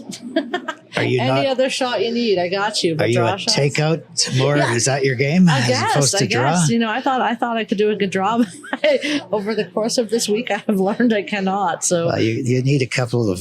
Gonna practice that. Well, you need some excuses too. You can blame your sweepers, and there's lots of opportunity there. I'm good. I'm they're great. My team is amazing. I'm taking full responsibility. I can't draw worth anything. Every time was a draw. Any of the real complicated ones where you just come into a pocket with like a hot shot, I was fine, but a draw, nah. I would all fall apart. It was wild. It is tricky especially when the ice is this keen and that, like you get used to your home rink. Exactly. And the amount it takes there for a draw shot. And then you come to a rink like this and it's almost like learning a whole new game. It was wild. From a weight perspective. Yeah. It was so fun though. Wouldn't trade it for the world. Good stuff. Fraser Hilt. And that's actually almost better because the other team saw how much I was struggling. So every time I did get a draw shot, they cheered. So it felt like I was winning. So, I'll take it. That works. Fraser's first rock here. No sweeping required.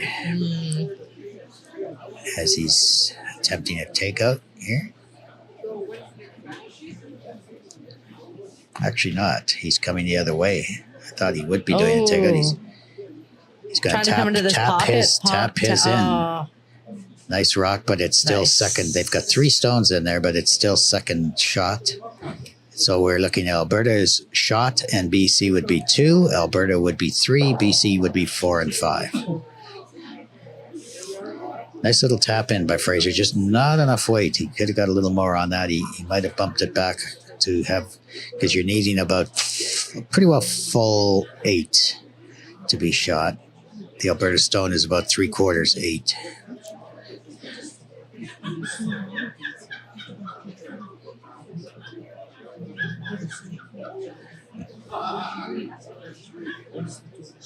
We are on the 4th end of play here on Sheet C at the Granite Curling Club in Edmonton.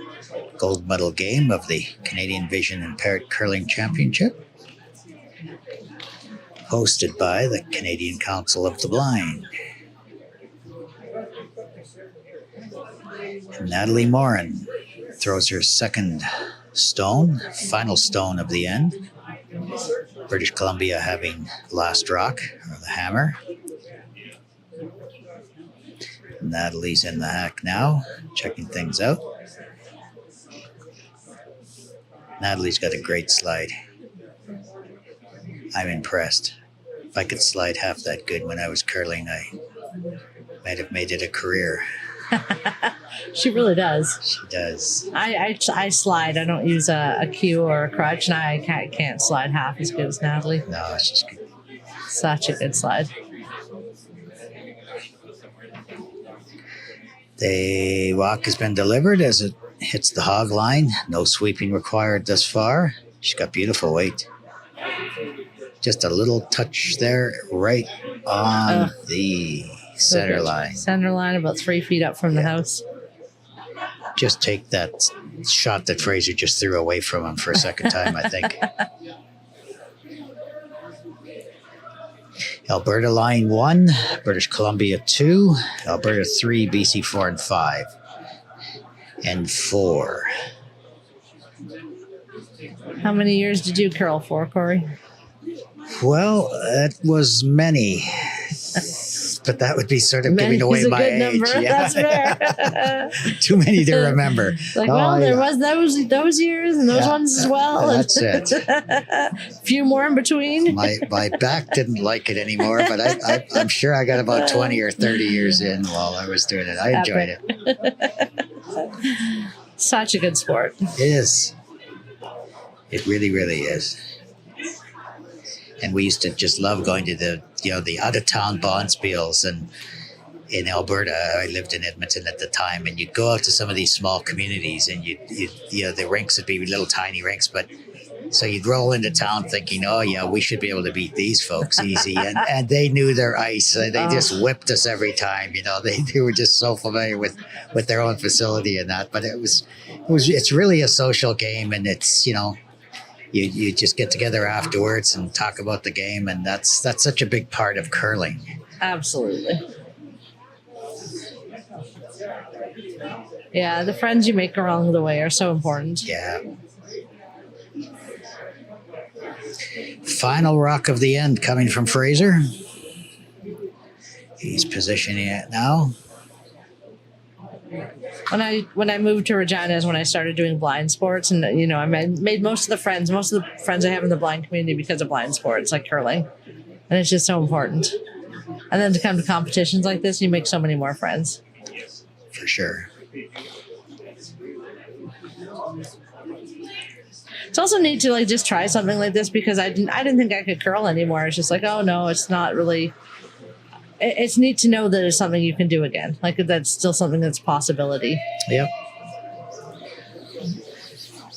Rock has been delivered by Fraser. He's coming from the far inside. He's got a lot of weight on it. It's going to hit his own. Beautiful shot. Wow. Tapped right in. So he got a nice little roll inside, right into the forefoot. And let's see. So yellows, 1, 2, 2 yellow for sure. 2 yellow for sure. So we got a game. That's amazing. Yes. Good stuff. Speaking of a game, we're keeping an eye on our out-of-town game there, and it looks like Team Canada has scored another point, so we're at 4-2 after 4 ends in that game.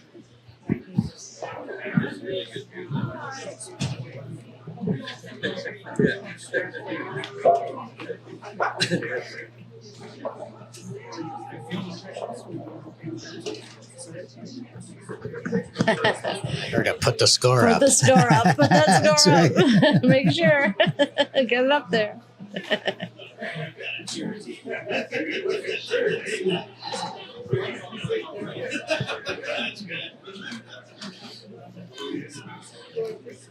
So halfway through the game, it was 6-2 game. So I guess they only had one that time. Okay. Yeah. That red must have. Yeah, I thought it was close enough for a measurement, maybe, but they thought otherwise. That's why I'm up here and they're down there. Good thing we're not in charge of this. Exactly. So it was 1 for British Columbia, so it's a 6-2 game after 4 ends. With Alberta having the hammer in 5, so Monica delivers her stone first. Beautiful line. And it looks like pretty darn good weight, too, as it approaches the far hog line. It's curling a fair bit now, but there'll be a nice guard for sure, just short of the house. Yeah. It's about halfway between the house and the hog on the left-hand side. On Wednesday evening, we were entertained by Liam and Andrew Creswick, who were here to help us out with trivia. Had a fun time at trivia night, so we really enjoyed them doing that for us too. And thank you go to both of those gentlemen for hosting the trivia on that evening. Good fun. I didn't win, not even close. Saskatchewan came in 3rd, so we kind of sort of won that.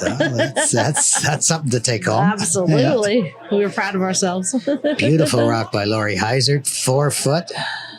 Touching the 4 foot, I think. Great weight.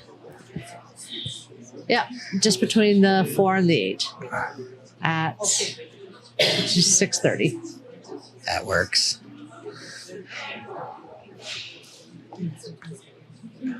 Fraser calling for a draw up to it.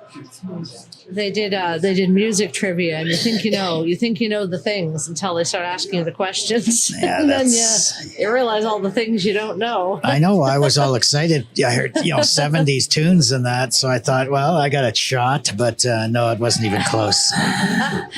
One of them was it was the next line to Rocket Man. I'm sure I know the lyrics to Rocket Man. I definitely don't know the lyrics to Rocket Man. No.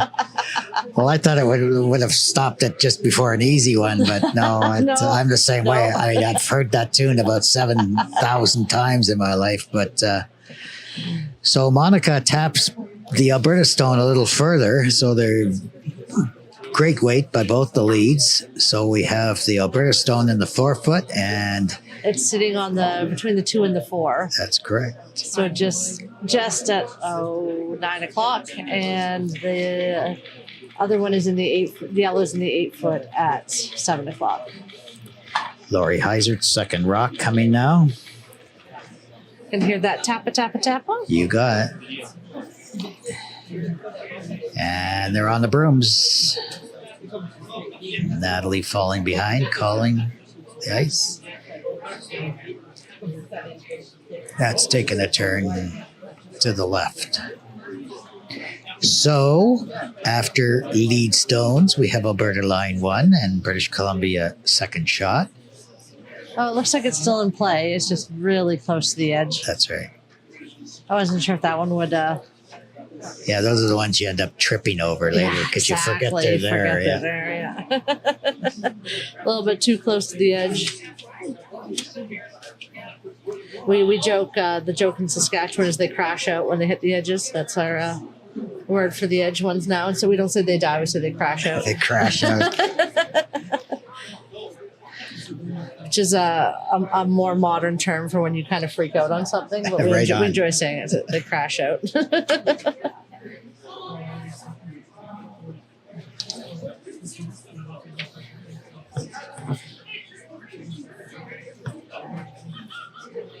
We are in the 5th end of the Canadian Vision Impaired Curling Championship 2026 from the Granite in Edmonton. Thank you for joining us.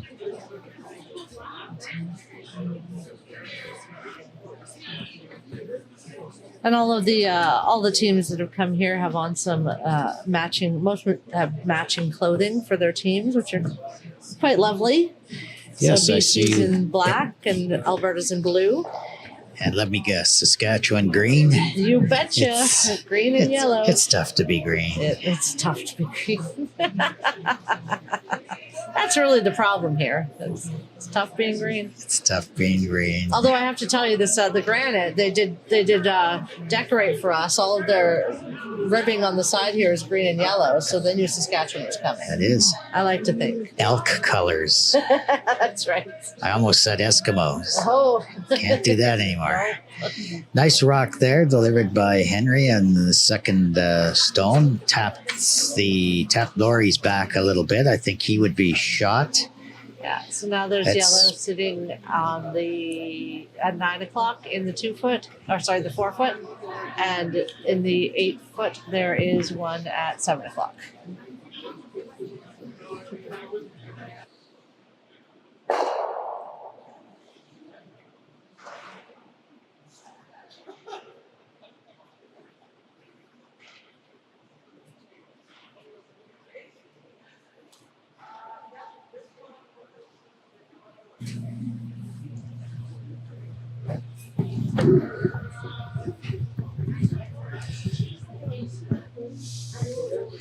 So we're getting quite a cluster in the center of the ice there, with 2 British Columbia stones and 1 Alberta stone. And I think Natalie is calling for the removal of at least 1, if not 2 of those yellow stones while they're still open. Because there's the 2 guards, but they're too far over to be of problematic consequence.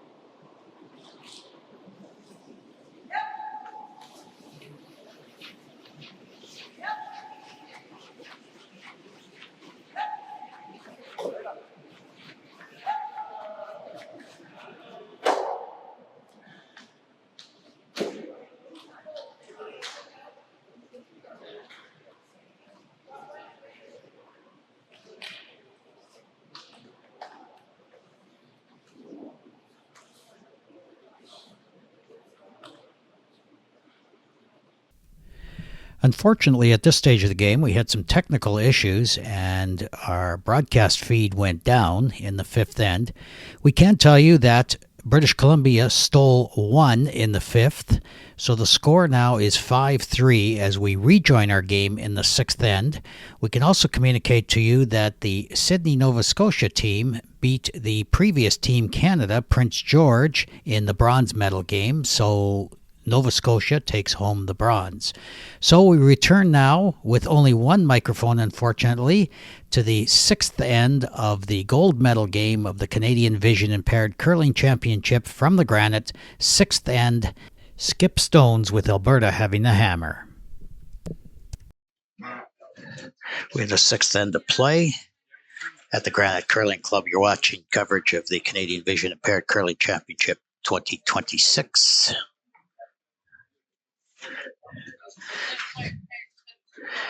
At the moment, British Columbia lying 1 stone. And I think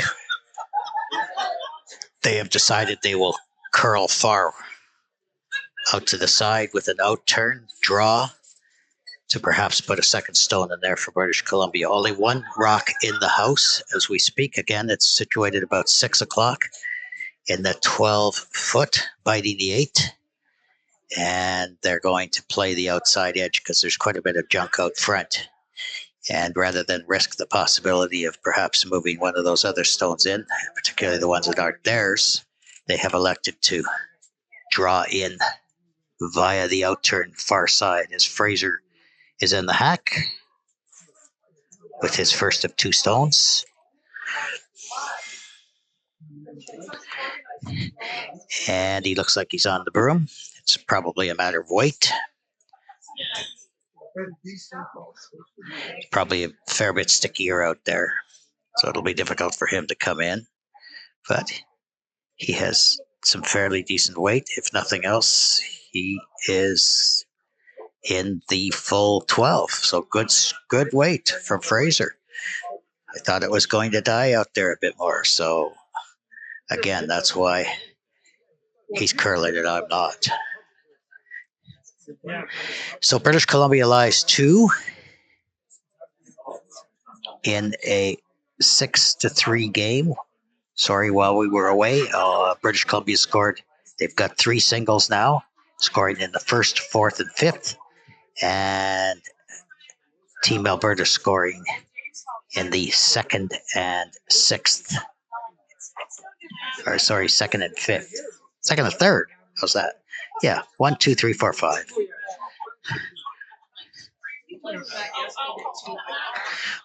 This is 6th and action, Canadian Vision Impaired Curling Championship from Edmonton. Thank you for joining us.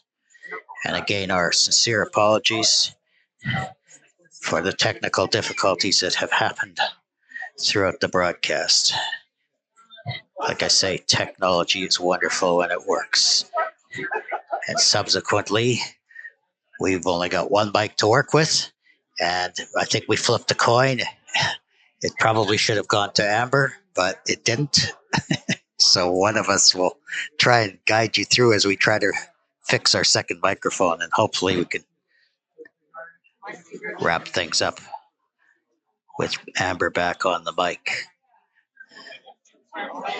Natalie Morin is in the hack.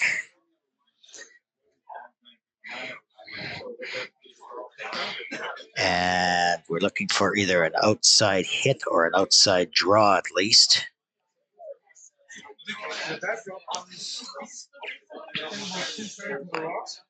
Natalie's got that amazing draw weight.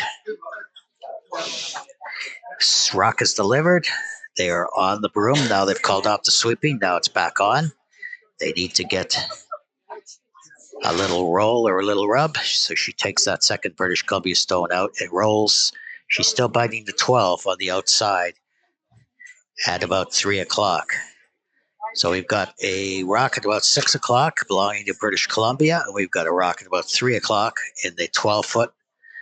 And aggressively, British Columbia is going to try to take that second Alberta stone out, or at least draw in, probably draw in. But they've taken ice at the edge of the 12. So it looks like British Columbia is trying to get at least 2 here, relinquishing the hammer. So getting more than 1 would be something they'd hope to do. Fraser approaches the hack.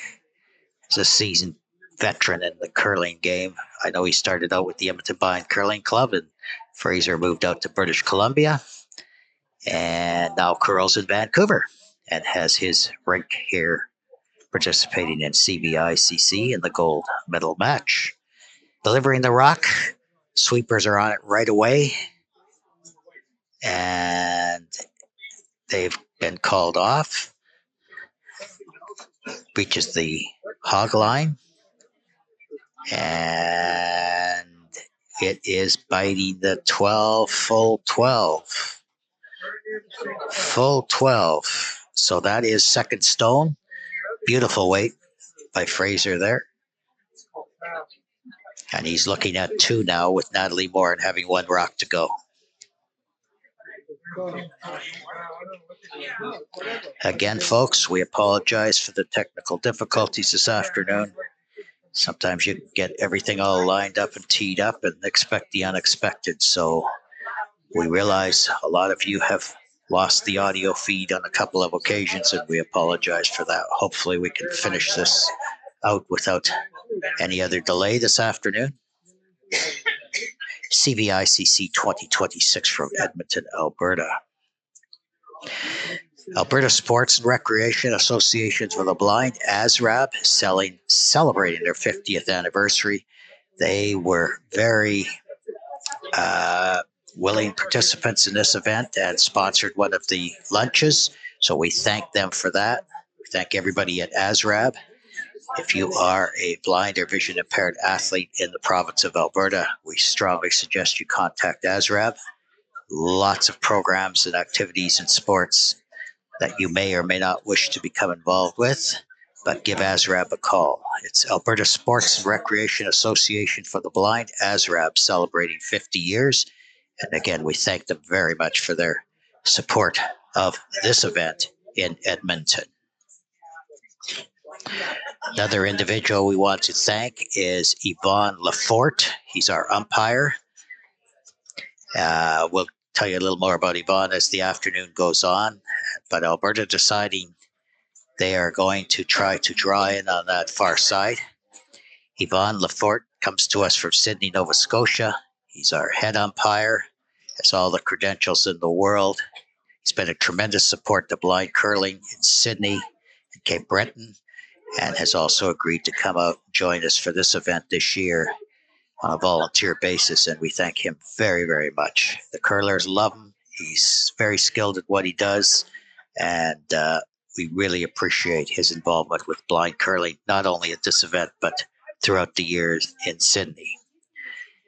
Natalie is in the hack. Big shot here. We are in the sixth end, and she delivers as she goes for tries to outdraw Fraser's 2 stones, or at least get a tap on one of the other stones and perhaps roll in. The rock is approaching the hog line. He's taken one rock out, so it's a hit, but still it leaves one for British Columbia. So British Columbia stealing their way back in here.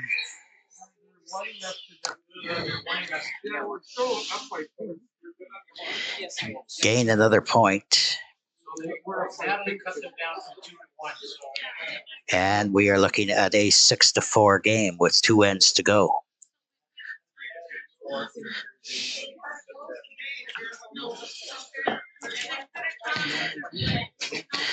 The Beverly Optimist Club made a sizable financial contribution to this event, and we thank them very, very much. We had the pleasure of meeting a few of the Beverly Optimist Club members the other night at Trivia Night. We thank you very much for your support of this event and your continued support of blind curling in Edmonton. Very helpful.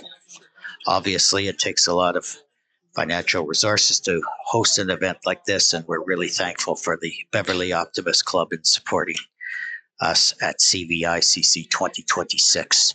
2 ends to go. Gold medal game. Canadian Vision Impaired Curling Championship 2026 from the Granite in Edmonton. Monica Nelson in the hack, delivering her first stone in a 6-4 game. We are going to have a dandy finish here.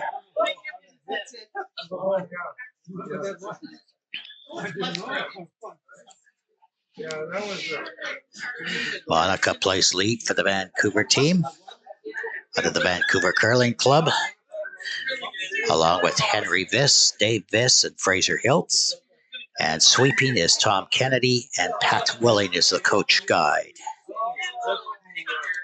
who won their way into the final by defeating the Team Canada rank from Prince George, who were the defending champions of the event. Laurie Heisert in the hack, delivering her first stone. Laurie plays lead on the Alberta team. Steve Vanderetz, Roger Morin, Natalie Morin, Carrie Anton, and Mandy Collins round out that rink.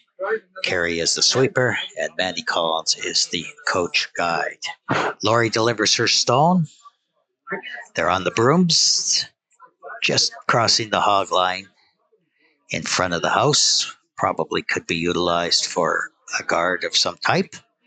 In fact, Fraser's wanting to draw weight in behind it right now, taking advantage of perhaps Laurie's stone. 2 rocks delivered, 7th end.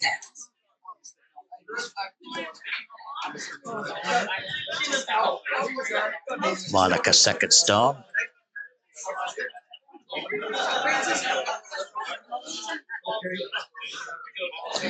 is delivered. An out-turn draw.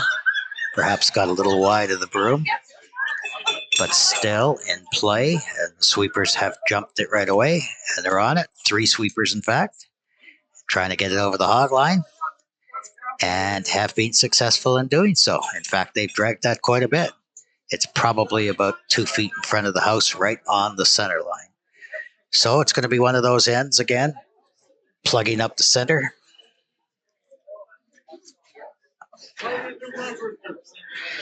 Lots of guards out front, lots to come behind.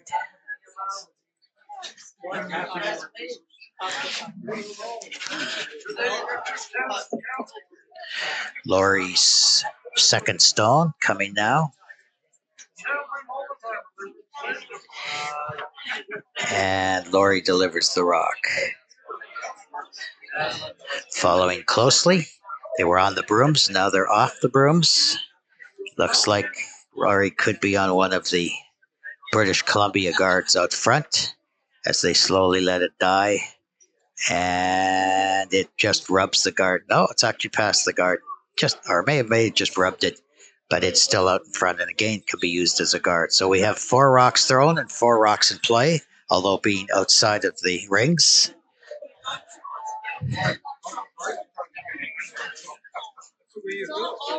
As Amber alluded to earlier in the broadcast, if you live in an area where you think you might like to try vision impaired curling, if perhaps you've lost some vision, please contact Canadian Council of the Blind or your Sports and Rec for the Blind organization in your area. Just give one of us a call and we'll be happy to put you in contact with an organization or group that may be able to help you out, or contact your local curling club. Don't necessarily have to be an established league in your area. If you are interested in participating in curling, it's a great sport socially and recreationally. And again, the sport can be modified to handle your specific needs. Henry Viss delivering his first stone. And it looks like they've called for a tap in with the 4 stones being out front. And it looks like he may be successful in doing that. No, he slid right by. Just got a little tap, but enough to keep his shooter in the back of the rings. If I'm not mistaken, once the bodies clear out, I'll be able to tell you. Yes, it is still a biter in the back of the 12.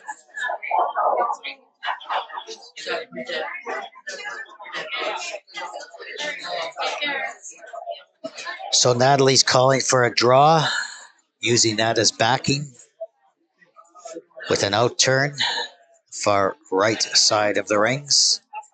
1 stone in the house belonging to Vancouver at the back of the 12. Well, I should say probably about a 7 o'clock position if we're using the 12 o'clock rock. Steve's delivered his first stone. Sweepers are on it. Just approaching the hog line now. And he's rubbed on the front guard.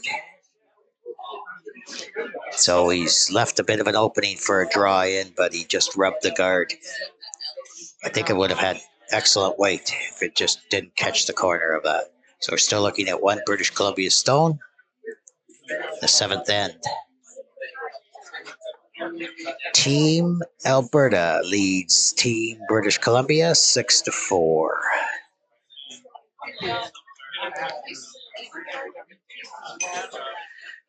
Fraser's calling for a draw through that port that was just opened up.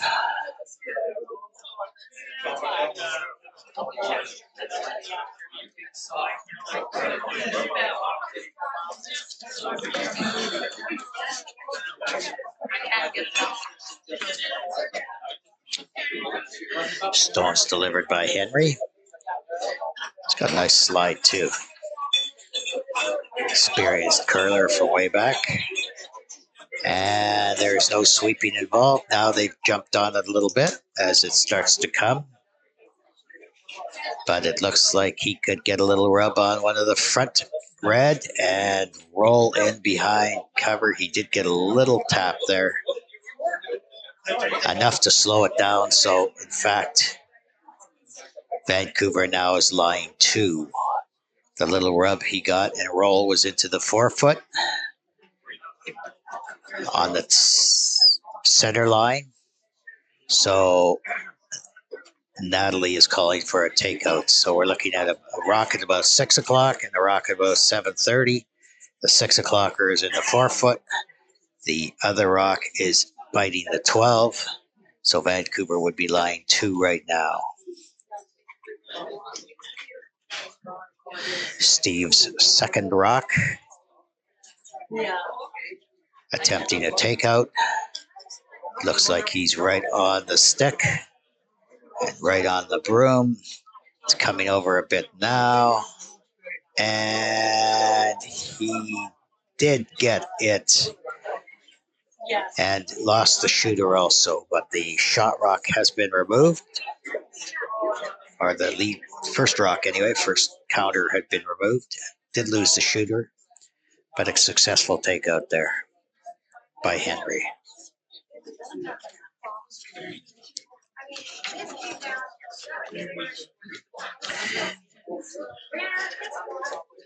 Those of you unfamiliar with curling, a curling sheet is about 146 to 150 feet in length. Each rock weighs 42 pounds, made of granite. T to T, 114 feet. So Google tells me anyway. How can they be wrong?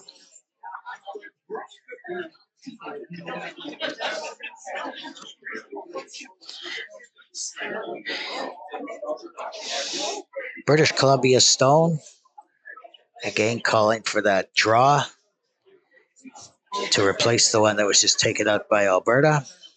Sweepers are on it as it approaches the far hog line and left it short, but definitely has taken that area away from the Alberta rink. In head-to-head competition, round-robin competition, it was Alberta 7, British Columbia 4, which is interesting because right now it's 6-4 for Alberta. But, of course, we have an end and a half to go.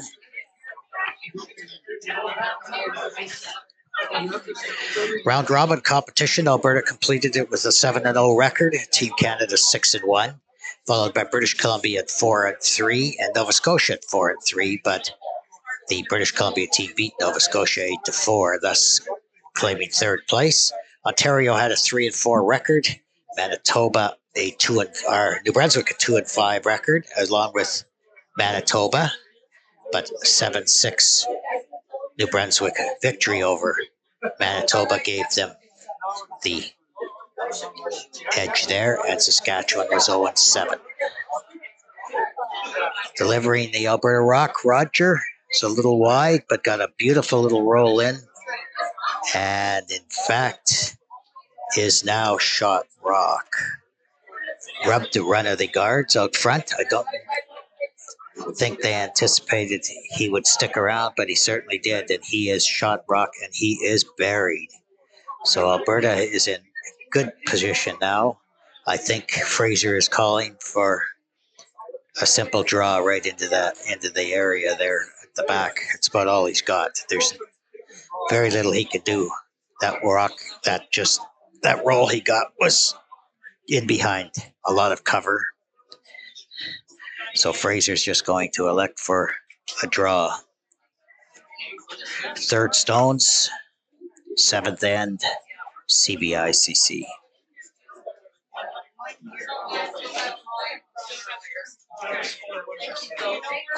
We got one now.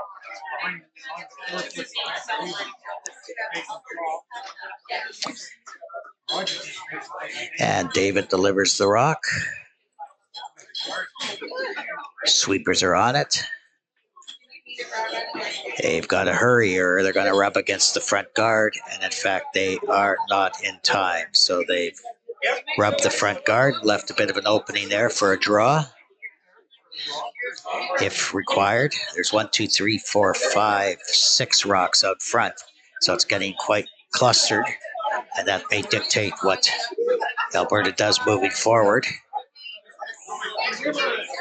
I guess their options would be to draw again or to plug that hole that was just created by David.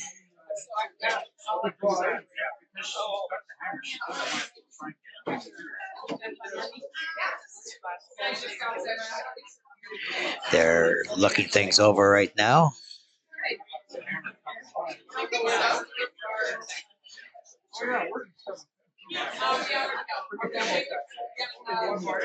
As we're in the 7th end, Alberta leading 6-4. If you're wondering what happened to Amber, she's still here. She's still sitting beside. She says hello. There you go. We just thought it'd be better if we took the mic away from her. Not. Yeah, we had an arm wrestle for it. That's right. We apologize again for the technical audio difficulties we've had today, but we're trying to give you as much as we can of this match. And it's a dandy. 6-4. Team Alberta leading British Columbia. Skip stones. Well, actually, Alberta still has a second, third stone to go. So 3 rocks Alberta, 2 rocks British Columbia. Roger Morin will throw his second of 2. And it looks like he is attempting to draw into that port that was just created. There's a fair bit of room there. I guess the feeling is that even if he's light, he could plug it up and take it away from British Columbia.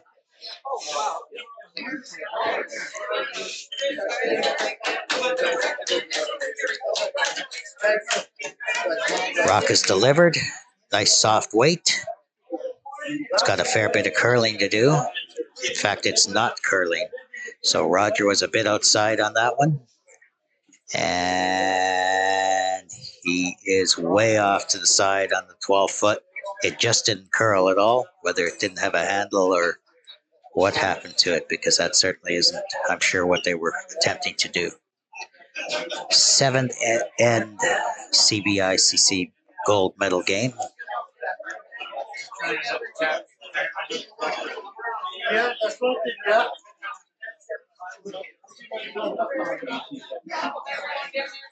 Yeah.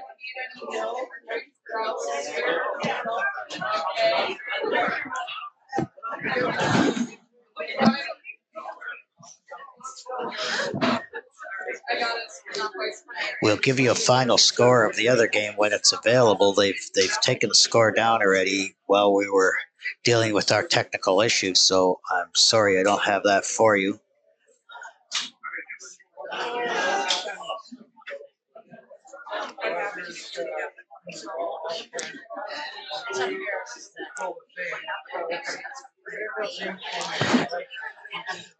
Skip stones to go in the 7th end. Again, Fraser will just attempt to draw. There's still that wide open port there, although there's a lot of junk out front. There still is room to come in. There's just a bunch of cards.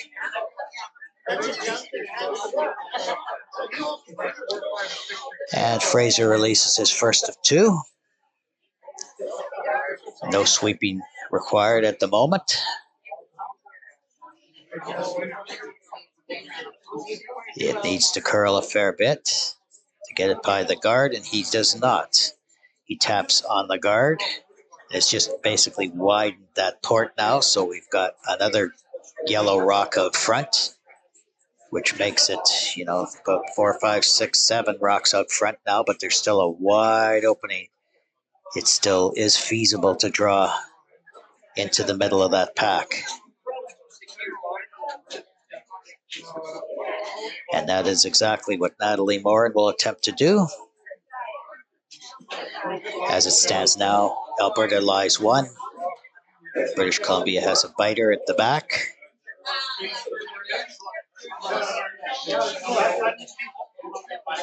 And Alberta leads this game 6-4. We're in the seventh end from the Granite in Edmonton. Big crowd forming here at the Granite to come watch the home team and are very pleased at the score thus far. With an undefeated record in round robin play, they're hoping to extend that winning streak with one more victory today. Natalie releases the rock. They're on it. Sweepers. She's got a nice line. It's past the hog line. In fact, beautiful line, just a little bit light on the weight. She did go by the guards, and it would have been just buried, just a bit more weight or even a little more sweeping, and we would have had an extremely good rock. But it's left out front too, so it's getting awfully crowded out front. But there's only 2 rocks to come. With BC scoring last end, they relinquished the hammer to Alberta, and Alberta has a 2-point lead. As Fraser comes down the ice, delivering his second of 2 stones.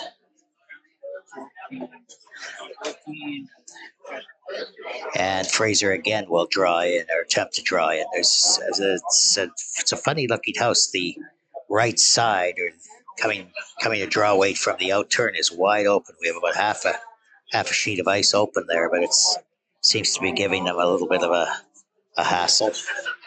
Here comes Fraser out of the hack. And the sweepers are following it just to keep it clean. Now they're on it. It's got a fair bit of curling to do on the sweeping hard, but it doesn't seem to be coming over at all. So he's going to rub on the far guard. Tightens that port up a little bit. So I'm not sure whether Natalie will attempt to come through there or leave well enough alone and take one and give up the hammer in the 8th. They're looking at it now.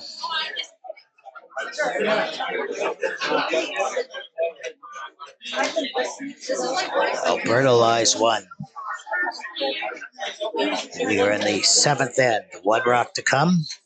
Alberta is counting 1 and are leading 6-4.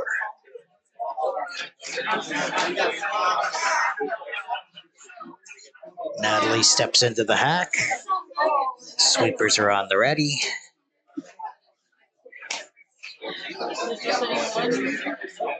Carrie and Steve have that task.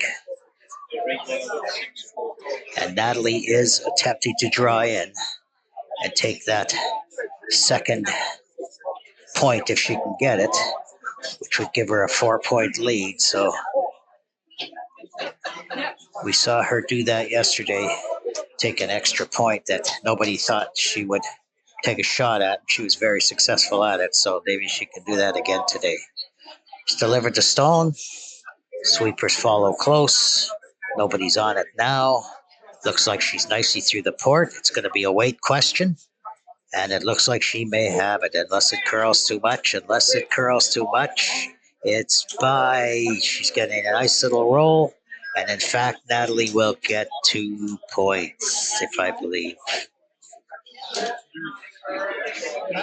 They're looking at it now to see what the deal is. And it looks like 2 points Alberta, which will give them a 4-point lead coming home. And we pin that up. So a big 2 points for Natalie, who once again took a shot at it. Rather than just living with the 1 point, she was aggressive, went for the 2, got the 2. So good for her.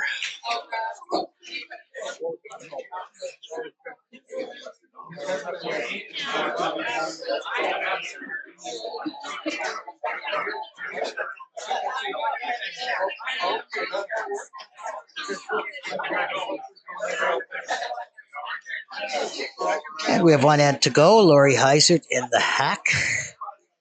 Alberta throwing red stones. And have an 8-4 lead in front of a home crowd at the Granite in Edmonton. We're happy you could join us today.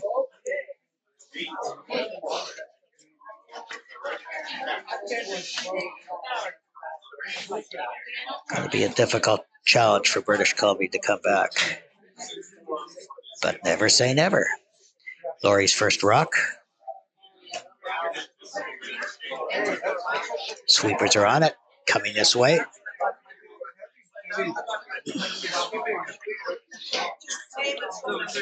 Looks like she's got great weight. She does. In fact, they may have overswept it. I believe they have done just that. So it's out of the back of the house, and I think we can consider that one overswept a tad. But far be it from me to create controversy.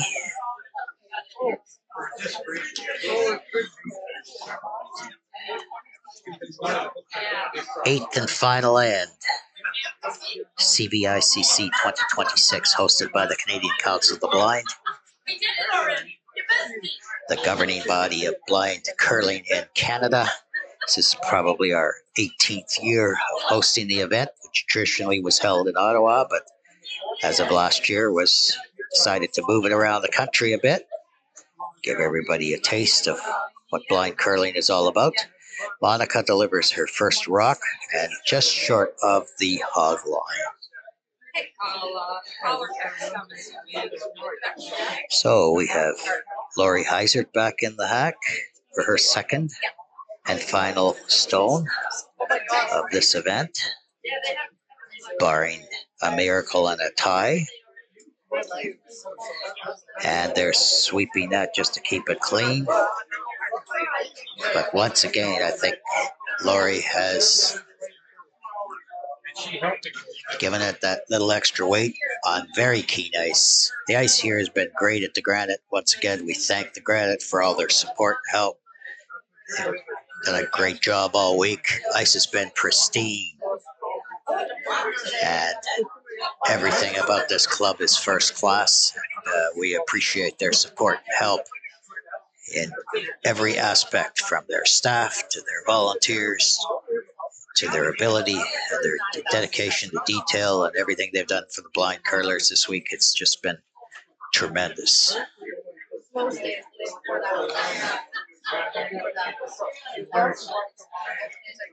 Second stone from Monica. They're on it.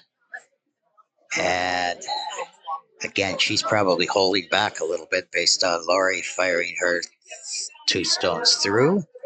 So she is light of the house, about halfway between the house and the hog. So there.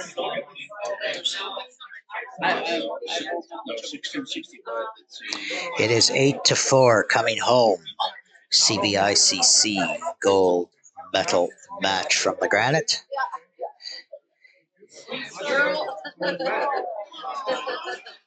Natalie just calling for a draw into a wide open house. Has one guard.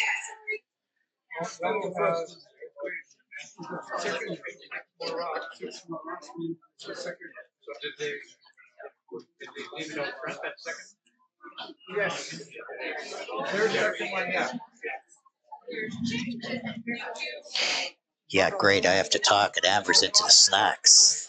It's just something wrong with that deal. I think I lost that deal. Yes, I can. Thank you, Amber. I'll enjoy the snacks on your behalf, Corey. Thanks, Amber. It's so kind of you. Right through the house for the British Columbia Stone. I'm avoiding any contact with this situation here. It's just not fair. One of us has to work, and one of us can eat snacks. 8-4 coming home. Henry Viss.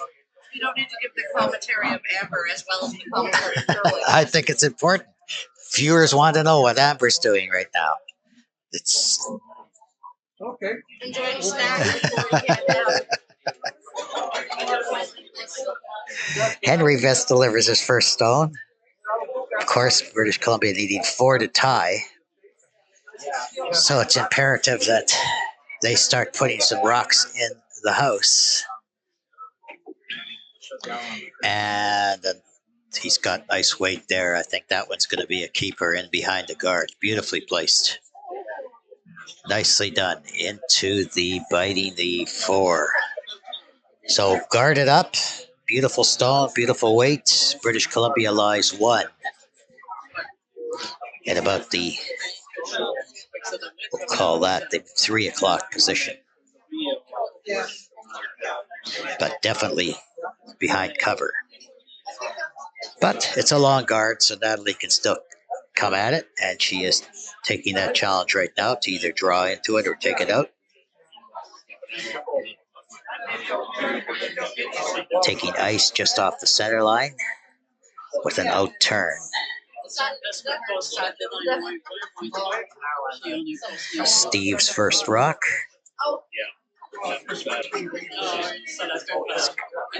And I think he was a little outside on that one. As it stays on the other side of center and just crosses center line now. Through the house.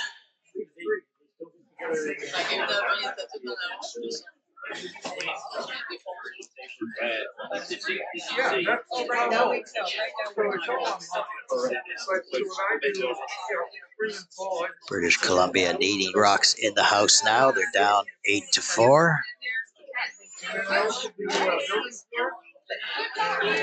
In the middle of the 8th end.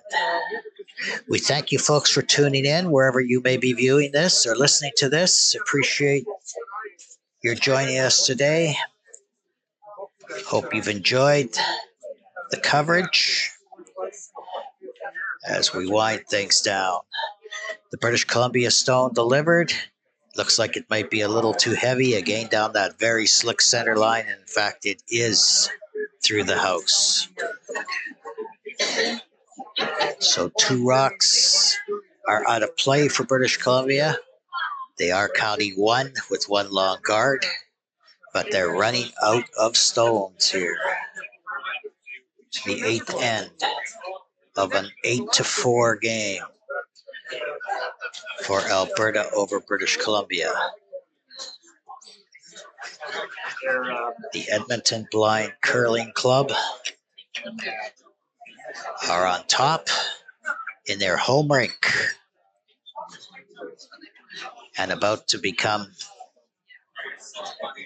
barring some last-minute heroics by BC, the new Team Canada for the event. Rock delivered by Roger. He's going for a takeout on that yellow. Needs to get by the guard, and he is by the guard. What a brilliant shot. Gone is the British Columbia stone, and Roger also loses his shooter. So wide open house, nothing in play. We are awaiting a British Columbia stone now, and now they have to pretty well put everything in play. They've got 3 rocks back here and 1 out front. So 4 rocks remaining, and they need 4 points. So it's a critical time for British Columbia now, who played just an outstanding game against Team Canada this morning to get to this final. So they certainly have curled well all week and earlier today. It's been some outstanding curling here. Congratulations go out to all the teams involved in the event. It's been some great matches, some great curling, and of course, wonderful camaraderie and networking and socializing amongst all the curlers from across Canada. Rock is delivered by David, and they are pounding it and sweeping, and it looks like he is just short of a biter. We're about 2 or 3 inches short of the house. A little more weight, it would have been a perfect guard again. He would have replaced the one he just took out. Natalie looks like she's calling for a takeout to take that raise away. You would need a raise and roll in anyway on that. But it looks like Natalie's just trying to run them out of stones here. And she's calling for a hit on that one, even though it's out front of the house. Natalie curling with her father, Roger, who was honored at the event this year. And we're happy he's still involved with the program. He's a great, great curler throughout the years. I had the privilege of curling with Roger many, many years ago, and it's something I truly enjoyed for sure. Roger releases the rock. Looks like it's going to be a bit inside and through the house.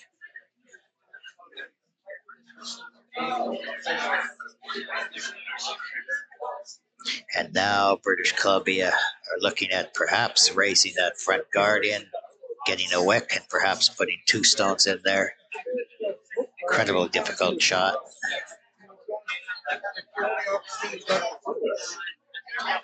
But it's pretty well all they have. Final end.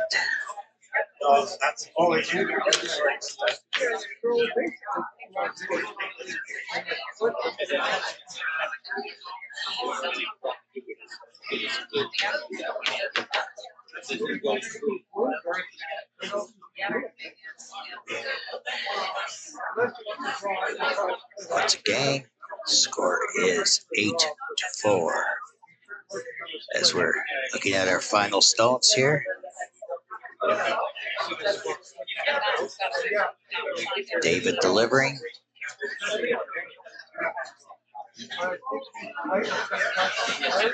They're on the broom. And they need to get it by a guard, which they have. And they're tapping that one that was left out front, so it's into the 12. So that's all she wrote. They have run them out of rocks, so we can consider that game over and done with. And the 2 champs of the Canadian Vision Impaired Curling Championship are the Alberta rank, skipped by Natalie Morin. 3rd, Roger Morin. Steve Vandermitz. Lead, Laurie Heisert. Sweeper, Carrie Anton. And coach and guide is Mandy Collins.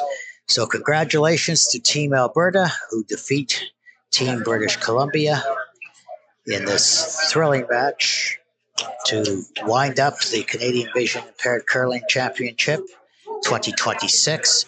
Hope you've enjoyed the coverage. Again, our apologies for the technical difficulties. A special thanks goes out to Amber for co-hosting with me from Regina, even though we only got to hear half of Amber. Half of Amber is better than no Amber every time. So thank you all for joining us today. We'll look forward to doing this again next time around. Support the blind curlers. If you're an individual who might think they can benefit from joining a blind curling league, please reach out to one of the organizations, whether it's CNIB, Vision Rehab Canada, CCB, Blind Sports in your area. Whomever can put you in touch with like-minded individuals or interested folks that can give you a hand putting that together. Participation is the key word, and if it's something you enjoy doing or even something you haven't ever tried, blind curling is a great sport and recreation. The teams gather out there for some photos, and we again are declaring Alberta the champions. Congratulations to the Alberta rank from the Granite Curling Club in Edmonton. And with that, we thank you all for tuning in. Thank you for listening, and a pleasant good day.